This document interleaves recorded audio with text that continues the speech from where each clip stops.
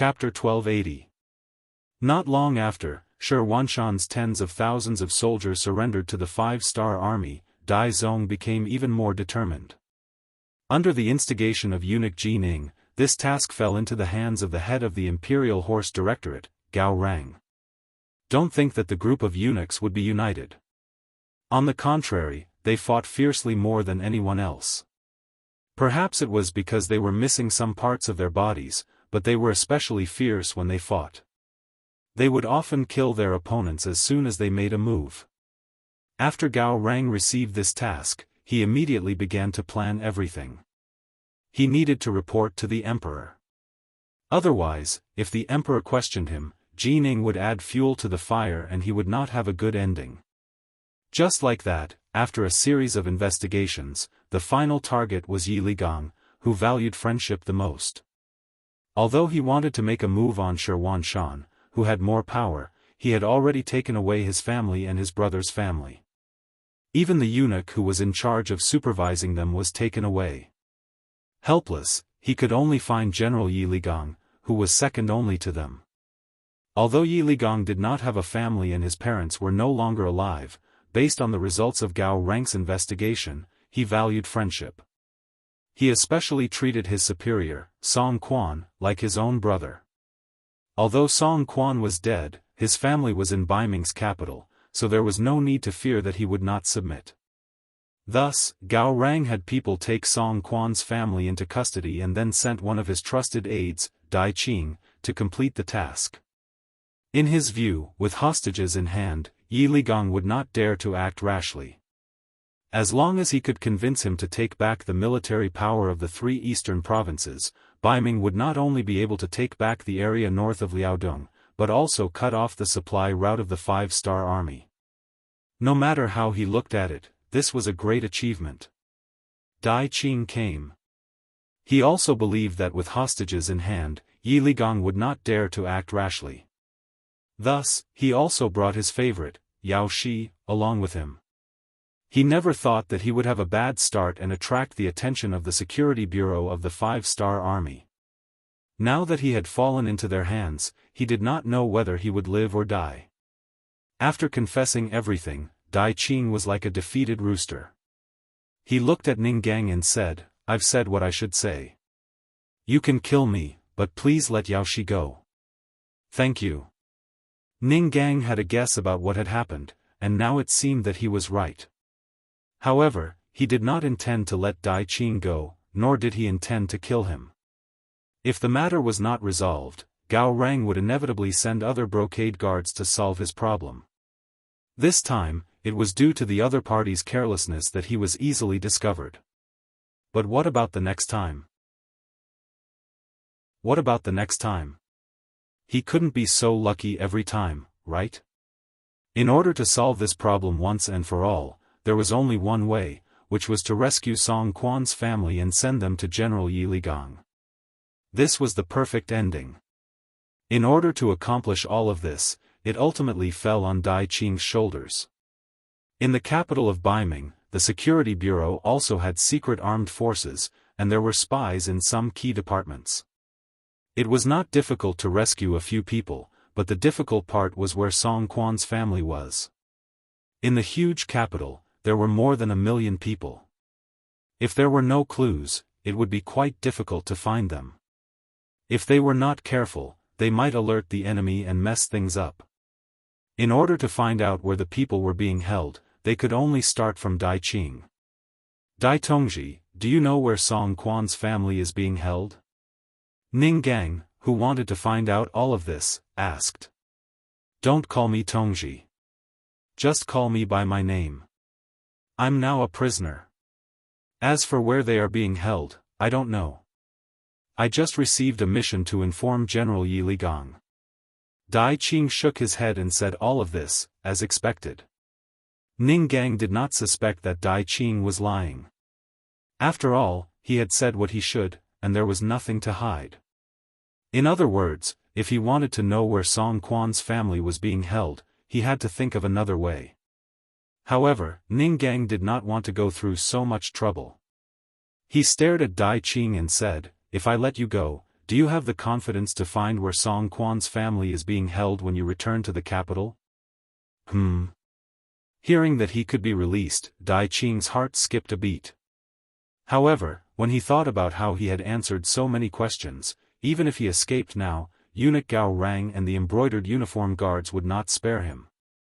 Their family rules were very strict. I don't have confidence. The capital is too big. Finding a few people, especially a few people who are deliberately hiding, is harder than ascending to the heavens. Then what if this is General Ye's intention? Ning Gang continued to ask. General Ye's intention? Dai Qing said with some confusion. Yes, it's General Ye's intention. If General Yi wants to see Song Quan's family first to make sure they are fine, then he will talk to you about surrendering. With such an excuse, do you have the confidence to see Song Quan's family? Ning Gang's brain worked quickly, and he quickly thought of a way to solve the problem and a possibility. This. Dai Qing thought about these words and imagined the possibilities, but in the end, he shook his head and said, I'm afraid it's still very difficult. I may be able to see one person, but I won't see everyone. Moreover, eunuch Gao is suspicious by nature. He won't let me see the Song family's hiding place casually. Speaking of which, I'm just one of his trusted aides, not his confidant. Dai Qing's meaning was very obvious. That was, Gao Rang still couldn't fully trust him. He wouldn't reveal all his cards in such a matter. Ning Gang did not expect this, but it was normal. If he really was a trusted subordinate, he wouldn't have sent Dai Qing to handle such a dangerous matter. After thinking it through, he was not discouraged. Instead, he continued to ask, based on your understanding of Gao Rang, which confidant might know where Song Quan's family is being held? This. After thinking for a while, Dai Qing listed 3 names and said, the 3 of them are eunuch Gao's absolute confidants. He can't do this kind of thing himself. He will only give it to one of them. As for who it will be, I can't say for sure. That's enough. Hearing that he could narrow down the target to 3 people, Ning Gang's face lit up. Originally, Yang Chendong had asked about the placement of Song Quan's family. However, Baiming's capital was not within Yang Xie's sphere of influence. It was not possible to find out among millions of people with great fanfare, so this matter had been suppressed. But now that there was a clue, Ning Gang would not give up. As long as he kept a close eye on these 3 people, he would not have to worry about not being able to find them. The only way to solve this problem was to bring all of Song Quan's family members to Yi Ligong's side. A rough plan quickly formed in Ning Gang's mind. When he looked at Dai Qing, he said bluntly, Dai Qing, your chance to perform a meritorious deed has come. As long as you follow my arrangements, I will not only guarantee your safety when you return to the capital, but you will also receive a reward when you complete the mission. When the time comes, you and Yaoshi can go wherever you want. The world is vast, but all is imperial land. Hearing this, Dai Qing shook his head. He thought that this was completely bewitching words. But before he could refuse, Ning Gang interrupted, wrong. In the world, Bugnam of Gojoseon's territory is not smaller than Baiming's. In fact, it is even larger than Baiming's territory. As long as you complete this mission, I can immediately give you and Yaoshi an identity card that belongs to Yang Xie. When the time comes, as long as you are in Yang Xie's territory, you can go wherever you want. At that time, you can live a carefree and unfettered life with a concealed identity. Wouldn't that be better? Of course, if you are still willing to work for Bugnam of Gojoseon, I am also willing to recommend you. Dai Qing, who originally did not have much hope and only wanted to use everything he had in exchange for Yaoshi's safety, suddenly trembled when he heard these words. That's right. Right now, the world was not just Baiming's territory. There was also Nanming and Yang Xie. The territory that Yang Xie had conquered over the years was simply unimaginable. There were so many places that he could choose to live in. When the time came, no matter how powerful the embroidered uniform guard was, it would not be easy for them to find him. As for working for Xianxia, Dai Qing did not have such thoughts. Ever since the day he joined the embroidered uniform guard, he thought that he would never be able to leave. Over the years, he had killed countless people and was tired of this kind of life. Now that he had a new beginning, how could he return to this kind of life? Okay, I only hope that after this matter is completed, you can let me and Yaoshi leave and let us go to a new place to start anew. Dai Qing did not dare to hope for a reward. As long as he could keep his life, he was already very satisfied. Although he did not manage to persuade Dai Qing to join the security bureau, Ninggang was not disappointed. As Xianxia grew stronger and his territory became wider and wider, there would be plenty of talents in the future. At that time, it would not be you who begged others to join, but others who begged you to join. Finally, Dai Qing was persuaded. But for the sake of safety, Yaoshi did not leave with him this time. Only he was allowed to leave the Jianghu left guard. Later, after the secret agents of the Security Bureau in Baiming and Jingming received the telegram, they kept an eye on Gao Rang's 3 confidants and made preparations. In the end, they found all of Song Quan's family members. What happened next was much simpler. The people were suddenly taken away by the Security Bureau. Then they left the capital through a secret channel and went to Shur City. In April next year, they arrived at the Jianghu left guard. When they suddenly appeared in the Yi mansion, Yi Ligong was completely shocked. Originally, he had been waiting for Dai Qing to show up again. He had already thought that as long as Dai Qing dared to appear again, he would take him down and send him to the governor, Lu Ji, to prove his loyalty to Bugnam of Gojoseon and the 5-star army. Next, he would commit suicide to thank Song Quan for taking care of him. But he did not expect that after waiting for so long, he would get such a result. Chapter 1281. The person was sent over, and Yi Ligong had to be interrogated according to the law. After all, he didn't report Dai Qing's appearance to Governor Lu Ji and the relevant departments. Who knew what he was thinking? However, after the investigation, Yi Ligong's bodyguards found out that the general had ordered that the moment Baiming's brocade guard appeared, it would be time to arrest them. This proved his loyalty. After reporting to Yang Chendong, Yi Ligong was released without charge and returned to his position as the general of the eastern 3 provinces. As for Dai Qing, he completed his mission very well and brought over a member of the Song family.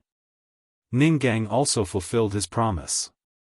Not only did he release Yaoshi, but he also gave them identification documents that could be used in Yangxia's territory. He also gave them 10,000 taels of silver for their living expenses. This was enough for them to live a carefree life. Dai Qing was so touched that he knelt down to thank him. He also said that he would tell his brothers about what had happened to him through various channels. In the brocade guard, everyone knew that as long as they came, they would be part of the brocade guard in life and in death. It was impossible for them to leave. However, with him as an example, those who wanted to leave could first come to Bugnam of Gojoseon's territory and then leave. This was equivalent to giving the brocade guard, especially those who were no longer part of the brocade guard, a new way out. Because of this, who knew how many brocade guard left and how many secrets they took with them? Some of these people directly joined the security bureau to work for Yang Chendong, while others joined the army and started anew. There were also some who went to other places to become farmers or merchants. However, this matter had a great impact on the brocade guard. Not only did it not succeed, but it also caused their own troops to be disloyal. Gao Rang was often punished by the acting guardian emperor. This matter was enough to change the entire brocade guard, but it wasn't important in front of Yang Chendong. It was already the 3rd month, and the snow had begun to melt. Although the weather was still fluctuating, and occasionally there would be light snow or sleet, it was no longer a hindrance to the road. Yang Chendong was also going to lead the 5-star army to attack and occupy the Yi Lili area. Over the past few months, hundreds of grain piles had been built in Turpan. They were all filled with rations to ensure that the army had enough for war. Many of the warehouses in the palace were also filled with boxes of gold, silver, and paper money. It had been 2 years since the banknotes were issued. This paper called Han banknote had a very obvious golden dragon printed on it, making it unforgettable. In Xianxia's sphere of influence, these silver coins had gradually replaced gold ingots, silver ingots, and copper coins. After all, these things would be worn out if used frequently, but Han coins would not. As long as there was no intentional damage or tearing, it would not be wasted. Especially when there were different denominations in the banknotes. The small ones were 1 fun, 2 fun, and 5 fun, while the large ones were 100, 50, and 20 yuan. They were light and easy to carry, and were much more convenient than silver.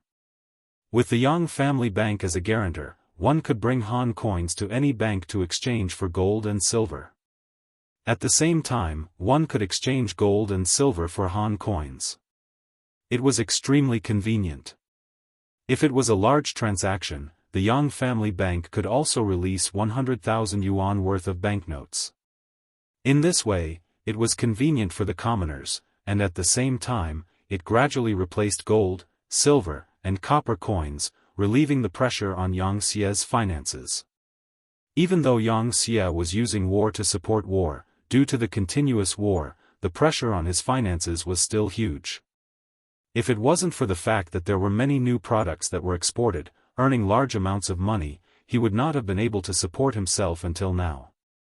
Furthermore, the circulation of Han banknotes had reduced the risks that might arise. Currently, all the banks in the Yang family were filled with gold and silver, greatly increasing the commoners' confidence in Han coins. With money and rations, this war was much easier to fight. Furthermore, Yang Chendong had the strongest weapons in the world, as well as the most resolute army. It was only a matter of time before they swept through all 4 directions. Just like now, the 5-star army seemed to have been injected with chicken blood. They were just waiting for Wu Nanking's order to launch a large-scale attack, besieging the city and capturing the stronghold to gain military merits. In comparison, the Ili Beli, Turpan, and Yarkiang tribes were having a much harder time. The commoners knew that war was coming, and no one knew what would happen. In a short period of time, the price of food soared, especially the price of food, which the commoners relied on for survival. In the past, 1 tael of silver could buy 2 dan of rice, and 1 dan was 94. 4 kilograms. 1 tael of silver could buy 188. 8 kilograms of rice. But now, 1 tael of silver could only buy 10 kilograms of rice. The price of food remained high, and at the beginning of spring, there were already signs of people starving to death. The flow of people fleeing also increased. In this regard, the kings of the 3 kingdoms could only watch, because they didn't know how long this war would last. They absolutely couldn't take out the food in their storehouses. Otherwise, how could the army win the war without food? What was worse was that the Kazakh and Aries dynasties' armies were about to enter. According to the previous agreement, the 3 kingdoms would be responsible for their food supplies. For a moment, the 3 kings were worried sick. The commoners were so hungry that they could not even eat, nor could they afford to buy food. Where would they find the strength to grow food? This was like a vicious cycle. Before the war even started, there were already internal problems, and the economic order was seriously threatened. It was said that war was a matter of fighting for money. Before the war even started, the 5-star army had already won. When the news of the 3 kingdoms reached the ears of Yang Chendong in Turpan, he keenly felt that this was a great opportunity. He immediately sent a telegram to the logistics headquarters, Yangtze, and asked him to gather more food and send it to Turpan. At the same time, he ordered the gates to be opened to receive the refugees from all directions. He also said that if the commoners had money, they could use the previous price to buy food. If they did not have money, as long as they came here, they would not be allowed to starve to death. If they were willing to move to other places, they would be given a pass. After gathering enough people, they could be sent to the rear and be given food, money, and land. With this move, the south and west gates of Turpan were quickly filled with commoners from all over.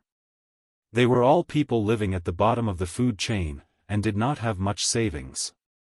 When the harvest was good, they could eat more, but when the harvest was bad, their food would be worse.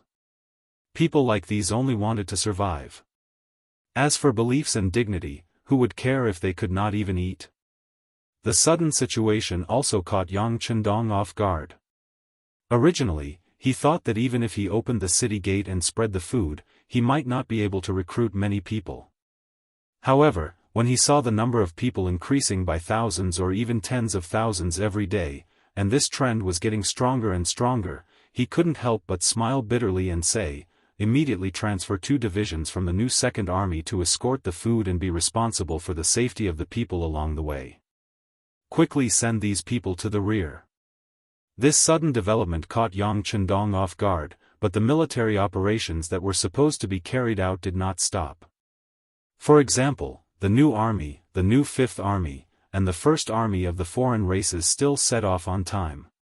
Before the 3 commanders left the city, Yang Chendong held a short meeting and gave them a clear request.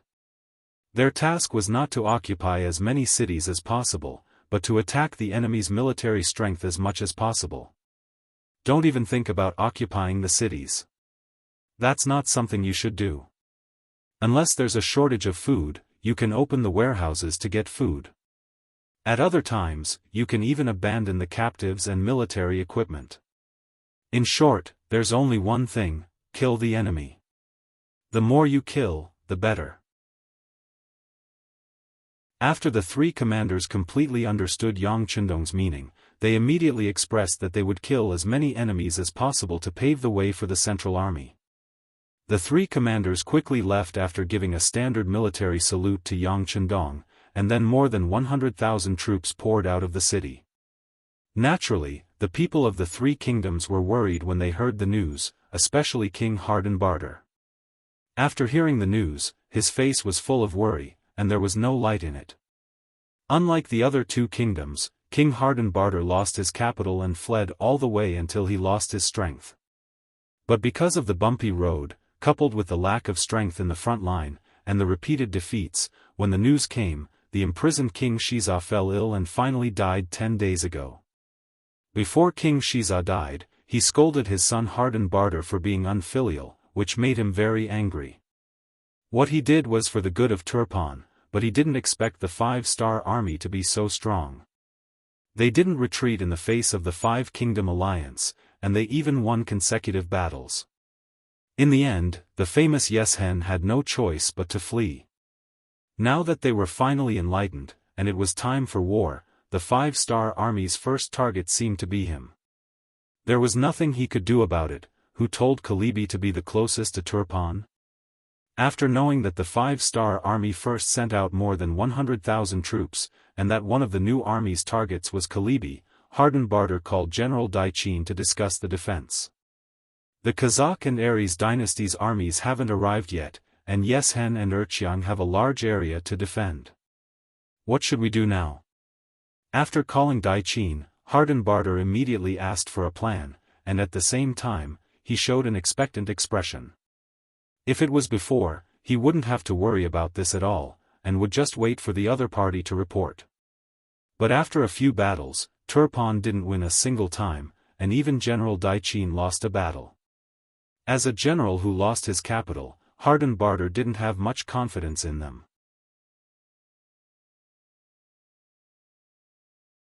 Chapter 1282. Now that Tulyafan had suffered consecutive defeats, their military strength was not as good as before. Although they recruited another 50,000 soldiers, their military strength had reached 180,000, but there were too many places to defend. Facing the 5-star army, they were unable to do anything. More importantly, the civilians of Tulyafan were too close to Tulyafan city. Naturally, they were the majority of the civilians that escaped. Not only that, there were also a lot of retired soldiers that escaped. They mixed in with the civilians and entered Tulyafan city. Don't think that they mixed in just to find the base of the 5-star army. They really did surrender. Their families didn't have food to eat, their parents were old, their children were young, their wives were weak. They all needed the head of the family as a man to take care of them. These people chose to stand out to protect their families and join the 5-star army with their families. People like these who brought their families with them wouldn't go against the 5-star army, much less cause any trouble. Moreover, this situation was becoming more and more intense. The battle had yet to begin, but the army had already lost close to 5,000 soldiers. One could imagine, with their current state, how could they fight with the 5-star army? How could they fight with the enemy? They didn't have enough soldiers and their battle strength was even lower. Even the cleverest housewife couldn't cook without rice. At this moment, General Dai Qin didn't know how to deal with this. At this moment, he really wanted to ask the king to open the granary and release the grain. However, he knew that if he really did that, not only would the civilians of Tulyafan, even the civilians of Ili and Yirqiang would come. It would also attract some unscrupulous merchants who would hoard grain at a high price. If that happened, then it would be a huge problem. Dai Qin thought for a long time but couldn't think of a solution. Facing the king's question, he could only lower his head and remain silent. Hardenbartle waited for a long while and still didn't get any reply. He couldn't help but ask, "General Dai Qin, I'm asking you something. Can you hear me?" "Yes, Your Majesty, I hear you. The 5-star army is coming at us ferociously, our reinforcements won't be able to reach here in a short amount of time. The only thing we can do now is to place our main forces outside the city and defend first. Using our advantage in numbers and terrain, we can still fight." Helpless, Dai Qin could only suggest a defensive strategy. He knew that if they kept defending, they would definitely lose. However, if they took the initiative to fight, they might be surrounded and split up. If that really happened, Turpan would have no trump cards left. Even if they could chase away the 5-star army one day, they wouldn't have the strength to bargain with their allies. Hardenbartle quickly understood what Dai Qin meant. He couldn't help but frown. "You mean that we should let the 5-star army walk past our city and wreak havoc everywhere? But do you know that if we do that, the entire Turpan will be engulfed in the flames of war, and we will have no way out. Once the city is lost, there will be no place for us to stay." Dai Qin obviously understood this logic, but at this moment, he really didn't have any better ideas. If they split up their forces to fight, they would probably lose even faster. As for whether or not this would cause them to lose the nearby cities and large amounts of land, it wasn't a problem that he needed to consider right now. "Let's solve this problem first. Your Majesty, I know your worries, but as long as your Majesty is still here, the army is still here, and the lost land can be taken back. Furthermore, from what I see, if we gather our forces outside the city, the 5-star army might turn around and leave. After all, their numbers aren't as good as ours, so attacking the city won't benefit them. That way, as long as they leave, they might enter the lands of other allies. If that happens, some people won't be able to stand by and do nothing." Dai Qin had done a serious analysis before. Right now, there were 150,000 soldiers gathered outside the city, and their numbers were above the 5-star armies. If they attacked this place, both sides would suffer losses, and this wasn't the result that the 5-star army wanted. It was very likely that they would give up on this place and go to other places, such as Yilabali and Yarqiang. In that case, the two allied countries would not be able to sit on the sidelines even if they wanted to. Once they joined in, the pressure on Tulyafan would be greatly reduced. When Hardenbartle heard these words, he couldn't help but suck in a breath of cold air. He finally understood his general's thoughts. This was also what he wanted. A month ago, before the ice and snow had melted, he had contacted the kings of Yilabali and Yarqiang, hoping that they would send reinforcements. This was because from various signs, it was very likely that the five-star army's first target would be his Turpan kingdom. What he meant was that he didn't receive any response from them, as if they didn't hear his suggestion at all. It was clear that the two countries wanted to see them fight the five-star army first, and then find a chance to reap the benefits. This was the so-called alliance. Because of the existence of their own interests, it was impossible for them to truly be united. Once there was a conflict of interests, it was very likely that they would turn against each other. Since they weren't benevolent, then they shouldn't blame him for being unrighteous. Although Daiqin's suggestion was to sacrifice a large portion of Turpan's cities, he would be able to preserve his own military strength and quickly drag the other two countries into the war to reduce the pressure on him. Why not? The most important question now was whether or not the five-star army would attack Kalabali city. He asked Daiqin this question again, "Are you sure that the five-star army will go around us?" They should. Even though this was the result of many analyses, who could be sure about the changes on the battlefield? Daiqin didn't dare to make any guarantees, so he added, "Your Majesty, we can act like we are going to fight to the death and give the five-star army some pressure. This way, they shouldn't attack us. Plus, if they really want to attack Kalabali city, then we can hold on for a while. When the time comes, we will have enough time to send your Majesty away." Daiqin's meaning was very clear. No matter what, Hardenbarter's life could be saved. The only difference was that one result was that they would still be very strong, and the other result was that they would become a fugitive government that needed to rely on others. Okay, then let's give it a try. Immediately transfer the troops from the nearby cities and leave some money and food in the other cities to lure the five-star army. Hardenbarter was very decisive. He actually didn't have any other choice. Either he immediately moved the army and gave up on Kalabali city. This way, even if he continued to escape, he would still be caught by the five-star army. The losses wouldn't be small. Since that was the case, why not take a gamble? Daiqin was very supportive of Hardenbarter's decision. When he heard that the king wanted the other cities to leave some food for the five-star army, he couldn't help but reveal a look of admiration. With this bait, the chances of the five-star army not attacking Kalabali city would increase. Under the king's orders, the troops from the nearby city started to move towards Kalabali city. The Turpan kingdom only had 180,000 troops. Other than the 30,000 troops that were too scattered and couldn't gather due to the distance, the other 150,000 troops were all gathered in and outside Kalabali city. The military tent stretched for 10 miles, as if they were ready for a decisive battle once the five-star army arrived. The ones that came from the middle were the new army. After General Su heard the information from the scouts, mainly from the intelligence department, he immediately made the decision to go around Kalabali city and attack the smaller cities with weaker defenses.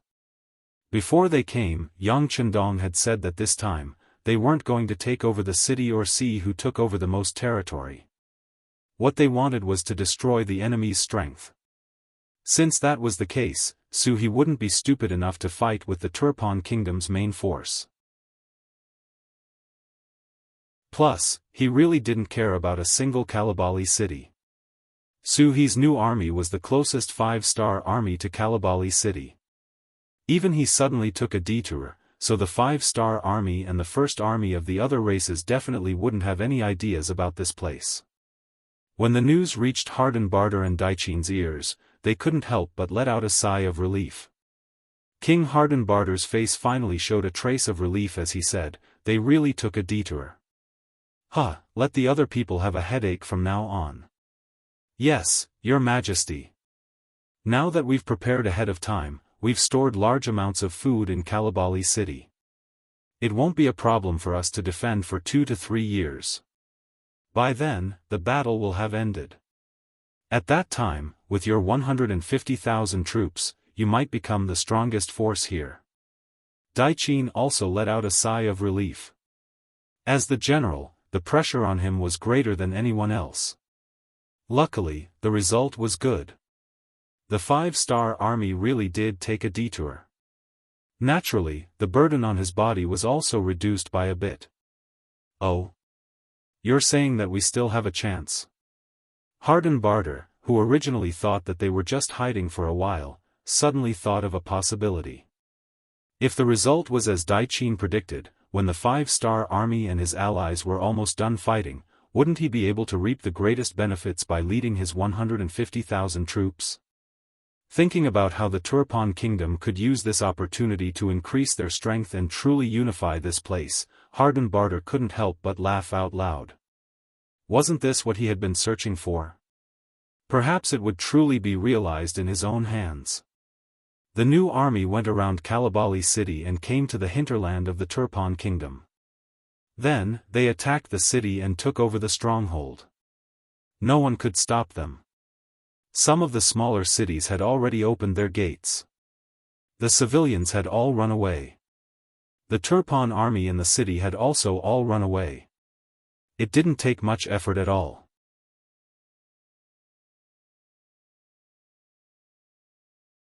Chapter 1283.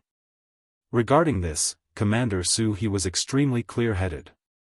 Even though he was facing an empty city, he still sent people to investigate and only moved in after confirming that it was safe. After a night of rest, he did not leave a single soldier in the city the next morning. Instead, he continued to lead the army forward. He remembered Yang Chendong's order, which was to destroy the enemy's strength and not to snatch control of the city. Along the way, the advance of the 1st Cavalry had been incredibly fast. Along the way, they had encountered some resistance from the Turfan army, but most of them were only a few hundred to 1,000 men. In front of the powerful 1st Cavalry, which numbered over 30,000, a single regiment could easily crush them in a single charge, wiping them out in just a few rounds.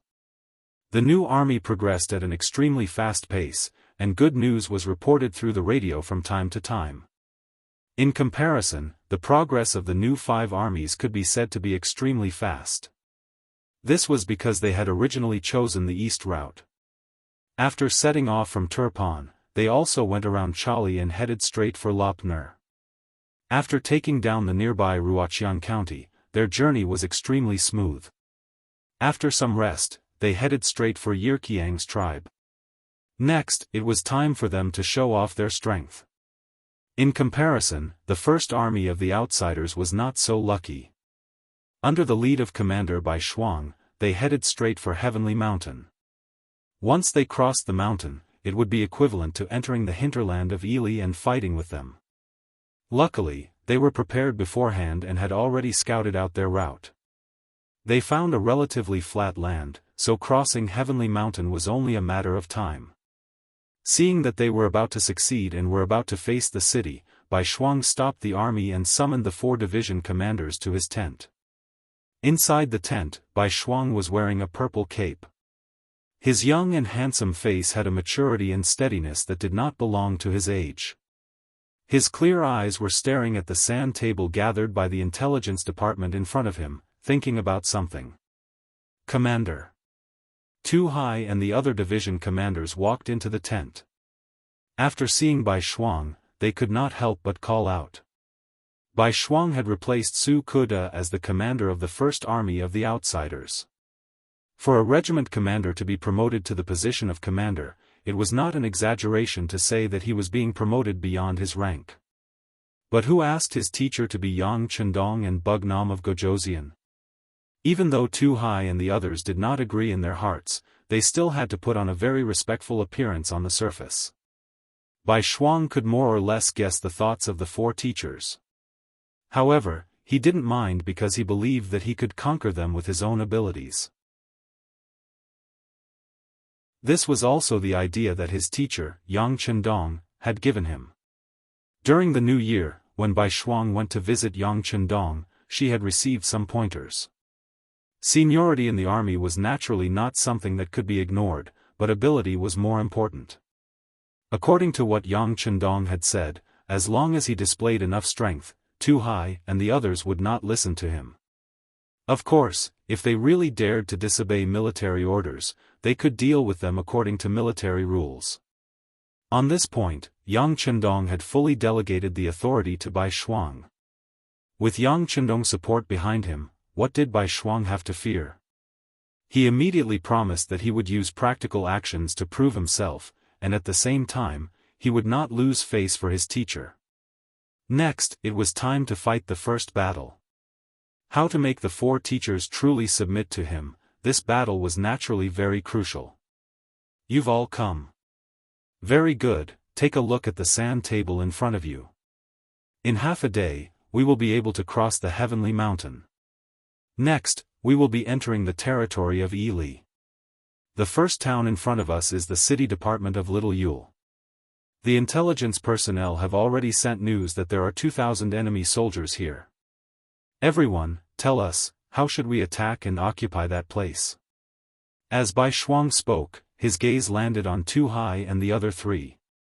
Only 2,000 enemy soldiers. The four teachers couldn't help but reveal a proud expression. Clearly, this amount of soldiers was nothing in their eyes. Especially the leader of the 301st Division, Tu Hai. As a veteran of countless battles, Tu Hai had already killed countless enemies.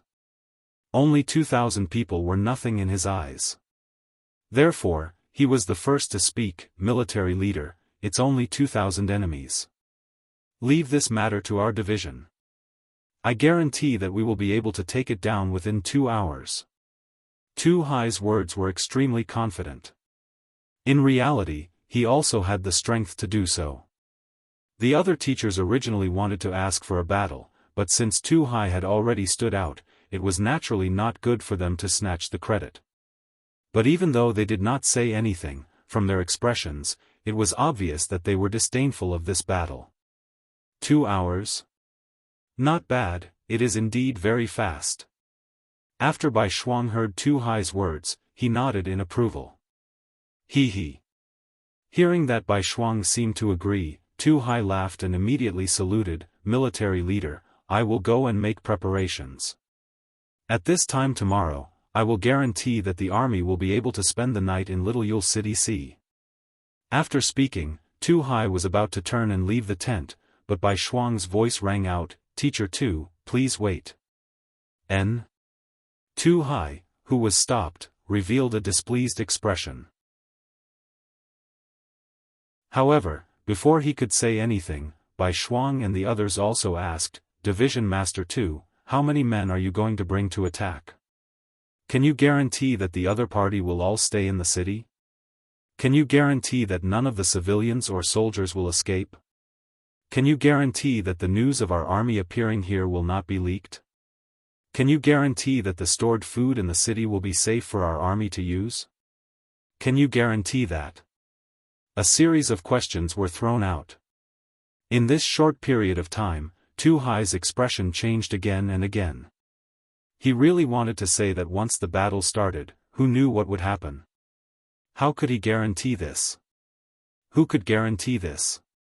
After a series of questions were thrown out, Tu Hai did not know how to answer. However, Bai Shuang did not intend to stop asking. Instead, he continued to ask, I wonder if Teacher Tu can give an answer to these questions? This, I can't guarantee.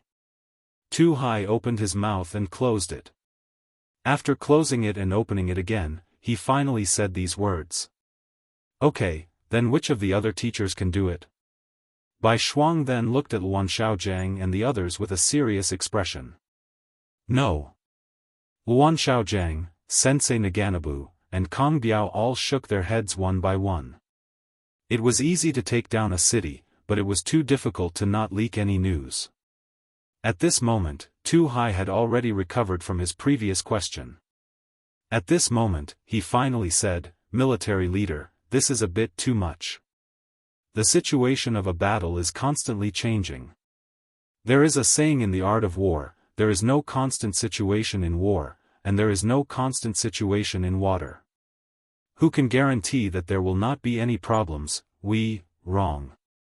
Without waiting for Tu Hai to finish, Bai Shuang's stern gaze had already turned over. Changes in war do exist, but as long as the plan is good, it is very possible to control it within a certain range. Also, if you can't do it, it doesn't mean that others can't. I am willing to make a military pledge. I will personally go and control Little Yule's city head. I guarantee that there will not be any problems. However, if there are any accidents, I am willing to resign from my current position and return to being a regiment commander. When the military pledge was made, the 4 teachers were so shocked that their jaws dropped. For a moment, they were all stunned and did not know what to say. Logically speaking, with Bai Shuang's current status, he could let his subordinates do things for him.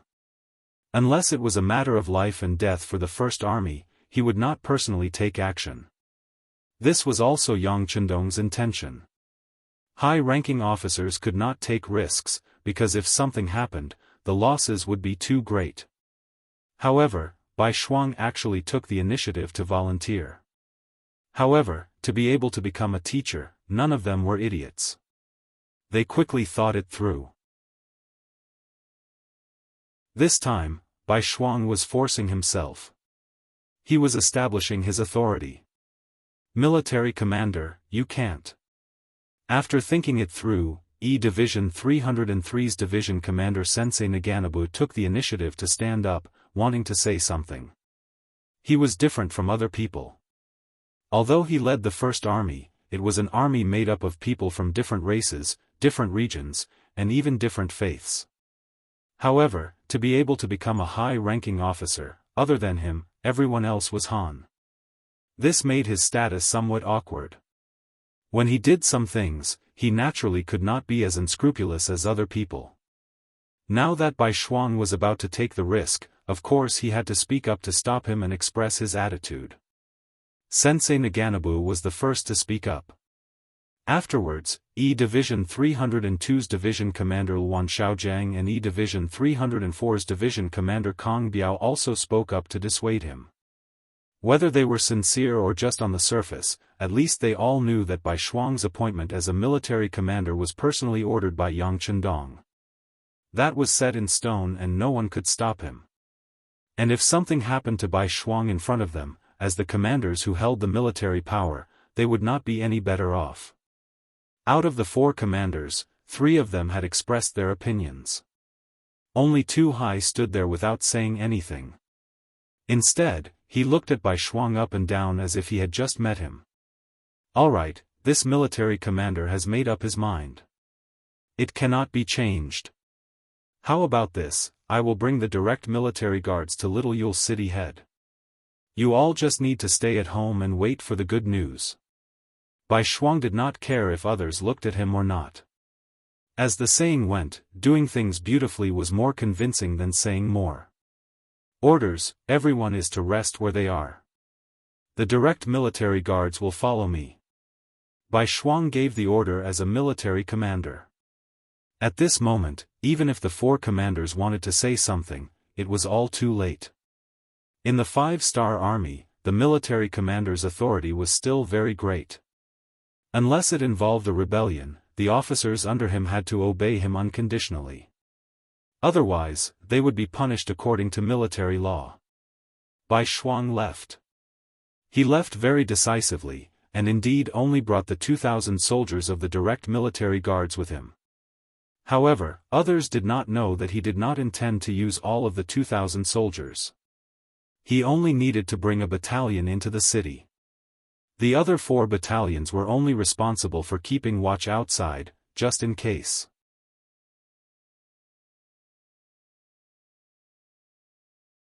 Chapter 1284. In the mountains 4 li away from Little Yule City, Bai Shuang was leading the 1st Guard Battalion to change. He took out a large amount of commoner clothing from the military luggage and put it on. As he fastened the buttons on his robe, Bai Shuang said to the large man standing beside him, "Commander Zhuang, I'll leave everything outside to you. If nothing goes wrong, I'll send you a signal at night. When the time comes, you must act quickly, quickly." Commander Zhuang's full name was Zhuang Cheng. He was originally a deputy battalion commander of the 4th Regiment of the 1st Cavalry Division. This time, Bai Shuang came to the 1st Army. As a trusted aide, his status naturally rose, and he was promoted to Guard Battalion Commander. Zhuang Cheng's face was solemn, and his eyes were filled with concern. Hearing this, he immediately stood at attention. "Commander, I'll remember." "Very good, Battalion Commander Xiao, let's go." Bai Shuang had just finished changing his clothes. He glanced at the dozens of men behind him who had also changed their clothes. With a chuckle, he walked towards the nearby official road and headed towards the direction of Little Yule City. Battalion Commander Xiao Qing was originally a company commander of the 4th Regiment. He usually admired Bai Shuang's ability. This time, he took the initiative to come along, and obtained the position of Guard Battalion Commander. Bai Shuang and the dozens of men walked on the official road. Little Yule City was already in sight. Bai Shuang couldn't help but slow down, and said in a very casual tone, "The enemy has 2,000 soldiers in the city. Are you afraid?" "No." The soldiers all said in unison. To be able to go on a mission with their commander was their honor. If word got out, it would be something to gain face. Furthermore, the other brothers of the 1st Battalion had already changed into the city. They were the last batch. This way, they had a total of 400 people. Although they didn't have as many soldiers as the enemy, they still had the ability to fight back. Not to mention, if their commander could lead the troops, he definitely had a thorough plan. What was there to be afraid of? Good, that's how war is. Very satisfied with the soldiers' answers, Bai Shuang said confidently, "On the battlefield, just because you're afraid of death, you won't be killed. On the contrary, if you weren't afraid of death, others would only be afraid of you. That way, you would have more chances to protect yourself. Alright, you are all courageous and insightful people. Next, I will tell you about the next mission. As long as you are courageous and careful, the mission will not be difficult to complete." Back then, White Shuang had infiltrated and taken down Hobok Seri City without shedding a drop of blood. For that, he had been praised by Yang Chendong. This time, he had the same idea. The only difference was that he had changed his approach. This time, he was not going to hold anyone hostage. Instead, he was going to give them gifts. This could be seen from the wooden boxes carried by the burly men behind him. Little Yule City. Although it was considered a border city of Ely, because it was separated by a heavenly mountain, it was a little remote and not very lively. If it weren't for the chaos of war, where many commoners couldn't even fill their stomachs and were running around, the floating population here would be pitifully small. However, it was precisely because of this chaos that the other soldiers, disguised as refugees, did not encounter any trouble from the city guards when they entered the city. On the other hand, Bai Shuang and his group of several dozen people, dressed in bright clothes and full of vigor, quickly attracted the attention of the city guards. "Who are you people? All of you, stop for inspection." The centurion in charge of guarding the city gate had a vigilant look on his face. After all, Bai Shuang's group was too conspicuous. Especially when there was a group of refugees in ragged clothes walking by, it highlighted their different identities. With this shout, Bai Shuang took the lead and stood on the spot. Then he chuckled and said, "Brother, don't be nervous. We are here to find your general and give him a gift." After saying this, Bai Shuang intentionally turned around to look at the two large wooden boxes behind him with a smile on his face. Bai Shuang was a person with delicate features. When he took the initiative to express his goodwill, he could indeed give people a good impression. In addition, there were only 30 brothers behind him. This centurion had 100 people beside him. Of course, he wouldn't take it too seriously. Give him a gift? The centurion was puzzled. It wasn't that he had never seen people giving gifts before, but it was his first time seeing someone giving gifts with such fanfare. Just as he was puzzled, Bai Shuang had already walked in front of him. Then, he handed 2 silver ingots worth 10 silver taels each to the centurion. "That's right, we are here to give you a gift. I'll have to trouble you to inform the general that he will definitely reward you handsomely." 20 silver taels was not a small sum for a centurion who wasn't rich. His eyes immediately lit up. He used his hand to measure the quality of the silver. It was definitely of high quality. He immediately withdrew his ferocious expression and changed it into a smile. "All right, since that's the case, follow me. I will bring you to see the general." It was obvious that this centurion still remembered Bai Shuang's words. The general would definitely reward him handsomely. Such a good job couldn't be given to someone else. With this centurion leading the way, it was naturally not difficult to enter the city. Not only that, they quickly arrived at the general's residence. When Bai Shuang saw that most of the houses in the city were dilapidated, but the residence in front of him was majestic and dignified, how could he not know that they had arrived? As expected, the centurion stopped in his tracks and pointed at the courtyard in front of him. "This is the residence of our general, Slam. Please." "Thank you, please." Bai Shuang immediately smiled and nodded. He had a look of gratitude as he followed the centurion into the residence. The difference was that Xiaoqing and the others behind him were blocked outside the door. They were watched over by the centurion's soldiers. It could be said that they were being held captive. Bai Shuang didn't show the slightest bit of fear because his subordinates were blocked. On the contrary, he entered with a calm expression. His gaze casually swept around as if he was very interested in everything in the courtyard. However, he knew that he was scouting the enemy. The centurion led the way. He seemed to be very familiar with everything in the residence. Along the way, he didn't let anyone lead him. Even at this time, there wasn't even a housekeeper coming out to welcome him. All of this entered Bai Shuang's eyes and made him feel disdain. From this, it could be seen that the general's standards were too ordinary. The reality was as Bai Shuang expected. Under the centurion's guidance, Bai Shuang easily saw the person in charge, Slam. He was a man with a rather tall and sturdy figure, but his face was a bit pale. Based on his experience in observing people, Bai Shuang could easily tell that this Slam was someone who had been hollowed out by wine and women. This was very consistent with the information sent by the intelligence department. Although Bai Shuang appeared to be very confident along the way, if it wasn't for the fact that he continuously obtained a lot of information about General Yi Bali from the intelligence department while the land was covered in snow, how could he enter so fearlessly? It was only when the preparation work was done that he appeared to be so confident in doing things.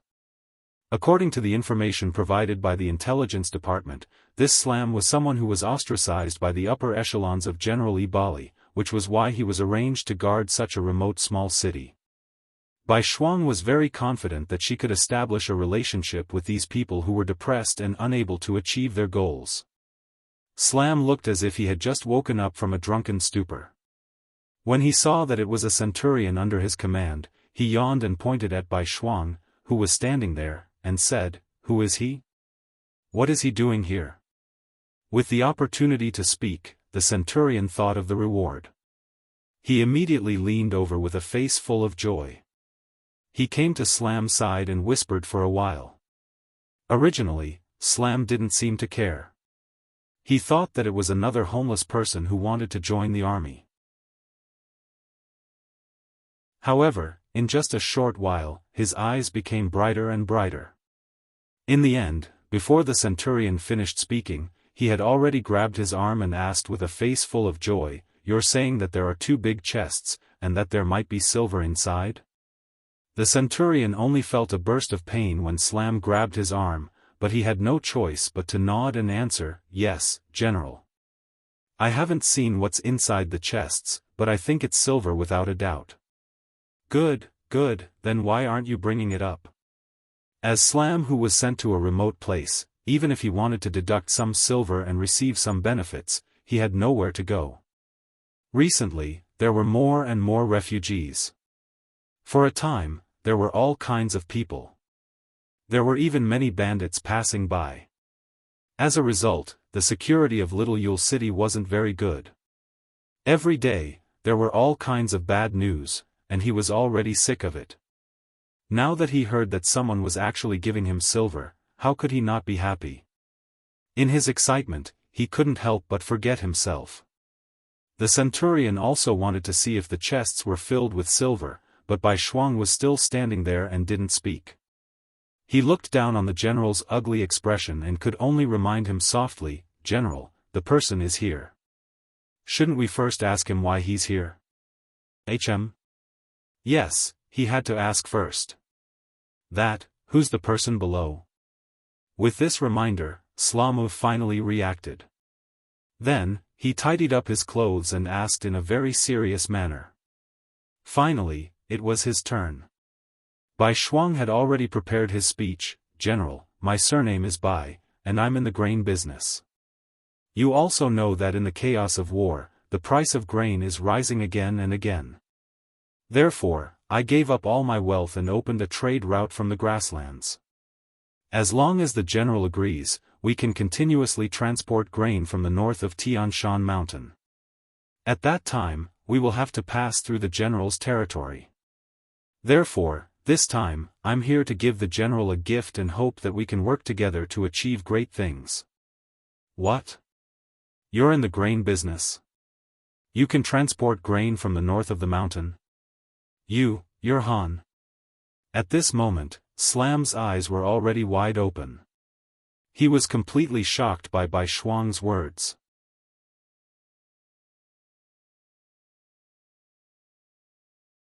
Chapter 1285. If one were to talk about what was the most valuable right now, the first would be food. After all, people could buy less clothes, and even a piece of clothing could be worn for a long time with some mending. However, they could not go without food for a day. Otherwise, there would be problems, and even death. Especially in this war, the price of food had increased exponentially. Even though Jianghu had already received orders to stock up on food, he still felt that the granary in the city was too small. After all, no one knew how long this war would last. There was only going out and not going in. It was truly worrying. And now, someone said that they could get a large amount of food. How could he not be alarmed? The first thing he did was to ask if the other party was Han. After all, only the Han-led 5-star army would not lack food. That was why they had such a way to transport food.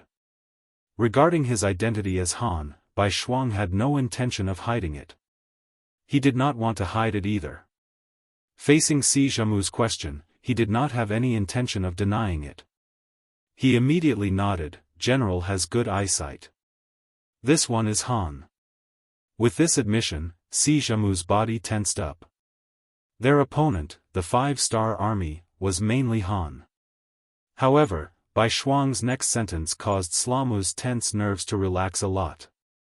"I'm a Han Chinese, but not all Han Chinese are part of the 5-star army. Not all Han Chinese like to fight and are willing to fight. This one only likes to earn money. I do not understand military matters and do not want to understand." Hearing Bai Shuang say that he was not part of the 5-star army and did not like to fight. He only liked to earn money, Jianghu's expression became much better. The centurion to the side was also shocked by Bai Shuang's identity as a Han. He was not afraid that the other party would do anything to him. After all, this was Little Yule City, his territory. He was worried that the reward he was about to receive would be gone. Now that he heard such words, his heart moved. He quickly said to Jianghu, "General, what he said makes sense. Not all Han people are our enemies. Besides, if he really is an enemy, why would he give you money? I'm afraid that he would have long come over with weapons." "That makes sense." Living in a remote area, Samu didn't know much about the 5-star army, so he didn't think the 5-star army was that scary. The most important thing was that he also believed that this was Little Yule City, and this was his territory. There were only a few dozen people here, but he had 2,000 soldiers. If the other party dared to act rashly, he only needed to give an order to settle everything. Furthermore, he knew that if he were White Double, he definitely wouldn't have the guts to barge into the 5-star army's barracks. Judging others by his own standards, Samu's vigilance dropped a lot. When he looked at White Shuang, he focused all his attention on the grain business. "What did you say your surname was?" "General," he said. "His surname is Bai," the centurion said with a flattering look. "Oh, yes, Mr. Bai, right? You said that you can transport food, then may I ask where the food is?" Slamu resumed his high and mighty general appearance and asked Bai Shuang. He. Seeing the other party ask such an idiotic question, Bai Shuang couldn't help but laugh out loud. Then, he felt that the situation wasn't right. Seeing Slamu's confused expression, he took the initiative to explain, "General, this time I'm only the vanguard. I'm in charge of clearing all the checkpoints. Also, we're not very sure if there's a need for food here. Only after understanding everything will the food be transported here in large quantities." With this explanation, Slamu's old face turned red. He also knew that he seemed to have asked a very stupid question. But right now, his attention wasn't on this at all. He was thinking about large quantities of food. When White Shuang finished speaking, he immediately said, lack of food. "I'll take as much as you have, but I don't know the price. The price is only 30% higher than the market price." White Shuang hesitated for a moment, then tentatively raised 3 fingers. 30%. Hearing this price, Slamu seemed to have been pricked by something. With a whoosh, he bounced up from the chair. "What? 30% is a lot. That won't do. 20% is fine." White Shuang looked very careful, showing his worry and nervousness. No, it's not much. 30% is already very good." The laughing Slamu had already walked over from the chair and came to White Shuang's side. He was very clear that in Ely, food was priceless. Anyone who had some skills and some strength would be hoarding food. They were afraid that if there was a war, there would be no food to eat. Who would be willing to sell food? Not to mention 30%, even if it was doubled or even tripled, they would still easily sell it. Thinking about it this way, this was definitely a big deal. White Shuang had undoubtedly become a noble person in his eyes. He immediately came to White Shuang's side with a face full of smiles. His eyes were filled with indescribable passion. Because he was too passionate, White Shuang couldn't help but take a step back. "General, don't lie to me. Is 30% really no problem?" White Shuang's eyes moved as he spoke, showing his shrewd side on his face. "Of course there's no problem. I'll take as much as you send, ha ha ha." Slamu laughed loudly. He originally thought that after being sent to this remote little city, it would be difficult for him to achieve anything in his life. He didn't think that a good thing would fall into his lap. How could he not grasp it? At this moment, White Shuang's heart finally settled. The business was more or less done. Next, White Shuang brought up the 2 boxes of silver he had prepared. At this moment, Slamu was shocked to the point of choking. He had a new understanding of White Shuang's wealth and no longer doubted it. After all, if he didn't have a request, why would he give him so many benefits first? Regardless of whether there was food or not, just based on these 2 boxes of silver, it was not a loss to make this friend. The things that should be set up were done. Everything that followed was much easier. Bringing White Shuang and the others to the residence, a banquet was set up. Under White Shuang's request, all the officers with some authority in the city were invited to the residence. At the banquet that night, Slamu even put his arm around White Shuang's shoulder in front of everyone and introduced him as his brother. In the future, everyone should give him face and so on. When the other generals saw this situation, how could they not know what to do? One by one, they took the initiative to come to White Shuang's side to toast him, wanting to get familiar with him. White Shuang's alcohol tolerance was not bad. He didn't refuse anyone and led his brothers to drink with everyone. This drinking lasted for nearly 4 hours. In the end, most of the generals in the courtyard had collapsed to the ground. White Shuang, who was also 40% drunk, shook his head. he didn't forget his mission. Looking at the battalion commander Xiao Qing, who hadn't drunk, he said, "Go, this is Slamu's military seal. Take it and let your brothers into the city. Gather the other soldiers in the city and watch over them." "Yes," Xiao Qing said with a face full of excitement. At this moment, he was completely convinced by the military chief. He had only used 2 chests of silver to take down the entire Little Yule city without shedding a drop of blood. Most importantly, he had completely sealed off the news of the army entering the city. This was a true wise man, a true expert. Xiao Qing left. Using the commander's seal, he quickly found Commander Zhuangcheng, who was waiting for news outside the city. What happened next was much simpler. The 5-star division quietly entered the city. Following that, they gathered all the guards inside. After that, they removed their weapons and became prisoners of war. All of this was completed before daybreak. Then, the signal was sent out. An extremely bright flash grenade soared into the sky. 3 li away, 2 high, and the others who were waiting for news immediately brought over 30,000 soldiers towards Little Yule city. The sky finally brightened. Slamu, who was in a daze, was awoken by the urge to urinate. When he slowly opened his eyes, he didn't have the urge to urinate anymore. This was because at this moment, a steel blade was placed on his neck. Surrounding him was a group of 5-star army soldiers wearing military green uniforms. This is a dream. This must be a dream. Slamu hurriedly closed his eyes. Then, he opened them again. However, nothing had changed. There was only a fierce gaze in Commander Xiao Qing's eyes. "General C, you're finally awake? Then let's have a good talk now." "Talk? Talk about what?" Slamu's voice was trembling as he spoke. Even if you beat him to death, he wouldn't have thought that the 5-star army would appear in front of him. Even if you beat him to death, he wouldn't have thought that the enemy would leap over the mountains. Because perhaps people and horses could leap over, but what about the army's rations? How could he know that White Shuang didn't bring any rations over? He only had the soldiers carry rations for 5 days.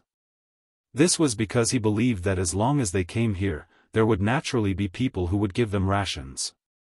White Shuang, who had already grasped the situation, suddenly had a fierce look in his eyes.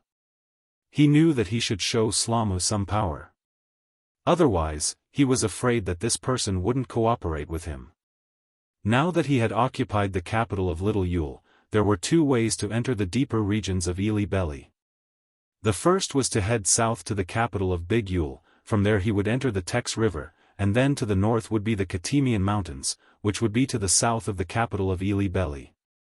The other was to head north, through the 3 cities of Nalatu, Telhala, and Kangisi, and across the Kangisi River, he would reach the capital of Ili Belly.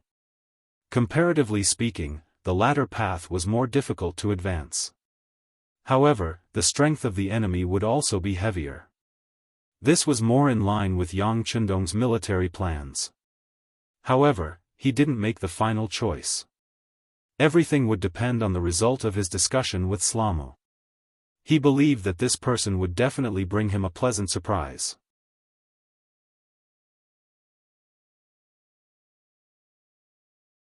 Chapter 1286. Facing by Shuang's murderous gaze, Slamu's heart trembled. He had thought of something, and his thoughts came true. He heard Bai Shuang say coldly, "I can tell you now that I'm not a merchant. We're the 5-star army. We've crossed Tianshan Mountain to come here. This time, we're here to take your king's dog life. Trust me, it won't be long before this place becomes the territory of our 5-star army. All the soldiers here who oppose us will be killed or become captives who will never see the light of day. You're very lucky to be caught by us first. Now, you're still useful. As long as you're willing to cooperate with us, I promise you'll live a good life. Of course, you can choose not to cooperate. However, I know you, but the blade in my hand doesn't. Please make your choice." As he spoke, he intentionally waved the blade in his hand. The sharp blade flashed in front of Slamu, scaring him out of his wits. Speaking of which, no one wasn't afraid of death. Especially Slamu, who was used to being a general. He could treat other people's lives like grass, but he couldn't do that to himself. In addition, he had been marginalized for many years. He had a lot of complaints against the upper echelons, so he wasn't loyal at all. Now, in order to survive, he didn't have any psychological pressure. He already had the thought of surrendering, but he still wanted to fight for more benefits. After Slamu's eyes looked around, he looked at Bai Shuang, who was waiting for an answer, and said, "How can I believe you? How can the glory and wealth you speak of be fulfilled?" Even at this time, Slamu was still thinking about how to obtain more benefits for himself. In the eyes of these people, there was no such thing as a nation, a country, or dignity. They only cared about their own benefits. If these people were in the 5-star army, needless to say, once they were discovered, they wouldn't be put in an important position. They might even be kicked out of the army at any time and sent to be punished. Bai Shuang looked down on these people. His tone wasn't polite. "Slamu, you're now our prisoner. Do you think you still have the right to talk about conditions? You can only choose to believe us now. Otherwise, we'll cut you in half right now and hang you on the city wall to let you have a taste of the wind and rain." "No, I'll cooperate with you. I'll completely cooperate with you. I just hope you keep your promise." When Slamu heard these ruthless words and saw Bai Shuang's unfriendly gaze, he immediately replied with a face full of fear. Bai Shuang was very satisfied with just a scare, and Slamu was convinced. In order to make the other party cooperate with him better, White Shuang also intentionally retracted his killing intent, and a smile appeared on his face. "That's the way, right? Don't worry, our 5-star army are very friendly to our friends. You can also go and scare them a little. As long as our 5-star army occupies a place, most of the local generals will be responsible for the security work. If your performance is satisfactory, not only will you receive a large amount of rewards, you might even have the chance to become the general of this area in the future." "Good, good." Hearing that if he did his job well, he would even have a higher position, Slamu's eyes revealed a look of yearning. He immediately nodded like a chick pecking at rice. Very quickly, he told White Double Ears everything he knew, including the military arrangements of the nearby cities and the situation of the military forces. Tu Hai and the other 3 division commanders were already waiting in the hall. When Bai Shuang brought Slamu in front of them, the attitude of the 4 was clearly much more respectful than before. They had already heard about what had happened. Bai Shuang was the commander of an army, and his status was extremely noble. However, he had still entered the tiger's den, daring to bring a few dozen people into Little Yule City. Then, without harming a single brother, he had taken control of the situation here. Just based on this, it wasn't something the 4 division commanders could do. They might be able to take down Little Yule City with a small price, but they definitely couldn't do it as quietly as Bai Shuang. The most important thing was that the news of them appearing here wasn't leaked. This gave them more time to prepare and choose, creating better conditions for the next attack. After Bai Shuang entered the hall, he noticed the attitude of the 4 division commanders. They were clearly more respectful. This made him very satisfied. He didn't expect these people to immediately submit to him, but as long as they didn't hinder him, he believed that his performance in the future would make them truly submit. "You're all here. Let me introduce you. This is General Slamu. He is now our friend and is willing to provide us with everything we need to know. He is also willing to cooperate with us. Now, let's ask him to explain the surrounding situation." Bai Shuang smiled and nodded at Slamu. He had already heard it once. Now that he had Slamu explain it again, it wasn't that Bai Shuang's memory was bad. On the contrary, he was very smart. The reason why he did this, other than letting the 4 division commanders understand the situation, he also wanted to test Slamu again and see if he introduced the same thing twice. Once he found a problem, he would properly explain it. Fortunately, Slamu really surrendered at this moment, so what he said was naturally true. 2 introductions, the language might be reversed, but the meaning didn't change. Bai Shuang finally relaxed. He looked at the 4 division commanders and said, "Now that everyone understands the situation, let's talk about what you all think." The East Army's new 5th Army. After speeding up their march all the way to Lop Nur River, they went straight to Lop City in the southwest direction. Under the lead of Shi Wanshan, they advanced at a speed of a few hundred li per day. What they wanted was to take the enemy by surprise. They wanted to directly attack the enemy. According to Yang Chendong's request, they moved unhindered in the Yarqiang kingdom, so that they didn't have time and energy to deal with the Turpan kingdom. The 5-star army's main force would be able to take over the Turpan kingdom. The new army also bypassed Khaleesi city and came to the Iron Gate Pass behind it, cutting off the retreat of the Turpan kingdom's army, making it a completely isolated city. It also forced Harden Barter to send reinforcements.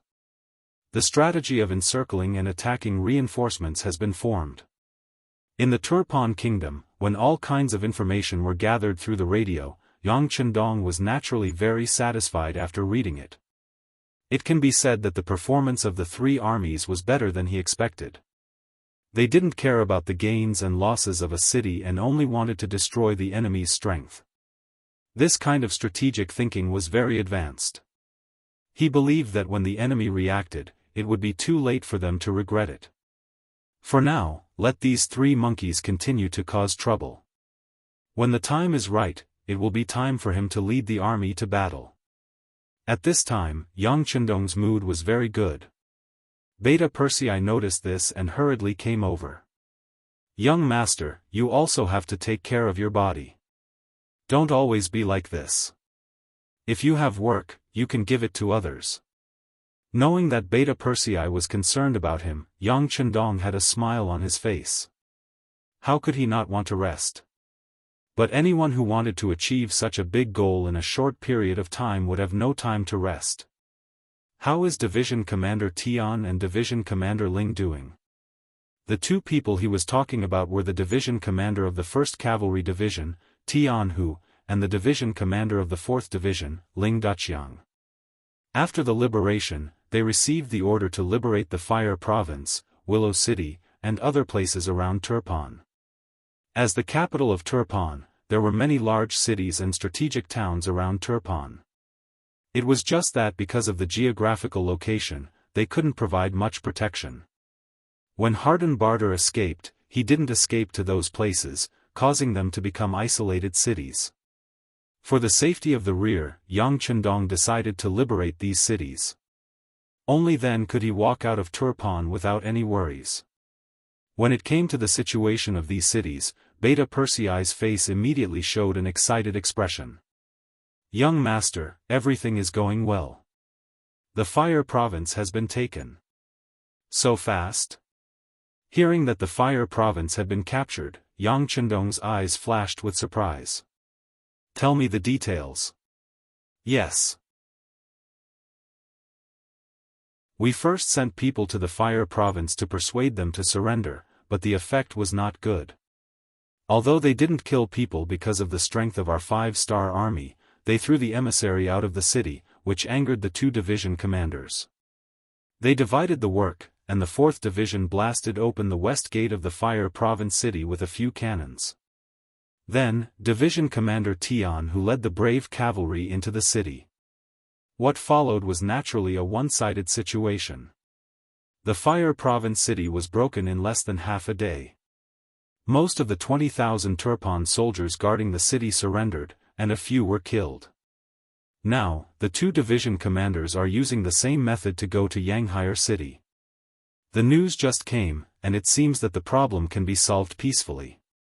When talking about this, Beta Persei's face was full of joy. Clearly, this person was a warmonger in his bones. Yang Chendong was also very satisfied after hearing this. "Yes, that's right. If we don't attack, then it's fine. If we move, then it's like a bolt of lightning. Don't give them a chance to fight back.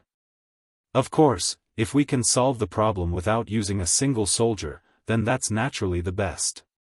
Yes, I'll immediately send someone to pass on the young master's order. Beta Persei knew that Yang Chendong was a person who loved his soldiers like his children. This was also because he didn't want to make too many sacrifices, so he immediately nodded. Then, seeing that Yang Chendong was indeed in a good mood, he tried to suggest, "Young master, today's official business is not so busy. Why don't we take a walk on the street? You don't know, but Turpan City is very lively right now."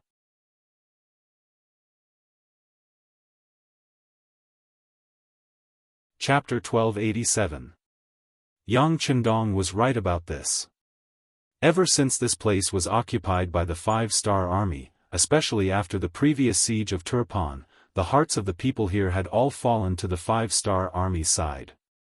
In addition, this was a big city in the front line of the battle, so it naturally became the first choice of the fleeing people of the Three Kingdoms. They had already made sufficient preparations, and there was enough food in the city. There were nearly 100 big and small grain stores, which greatly solved the problem of food for the people. More and more people stayed here, so it was naturally very lively. Yang Chendong sat in the palace every day. Even if he did not step out of the palace, he could still understand a lot of things through the radio. This made it difficult for him to have any leisure time.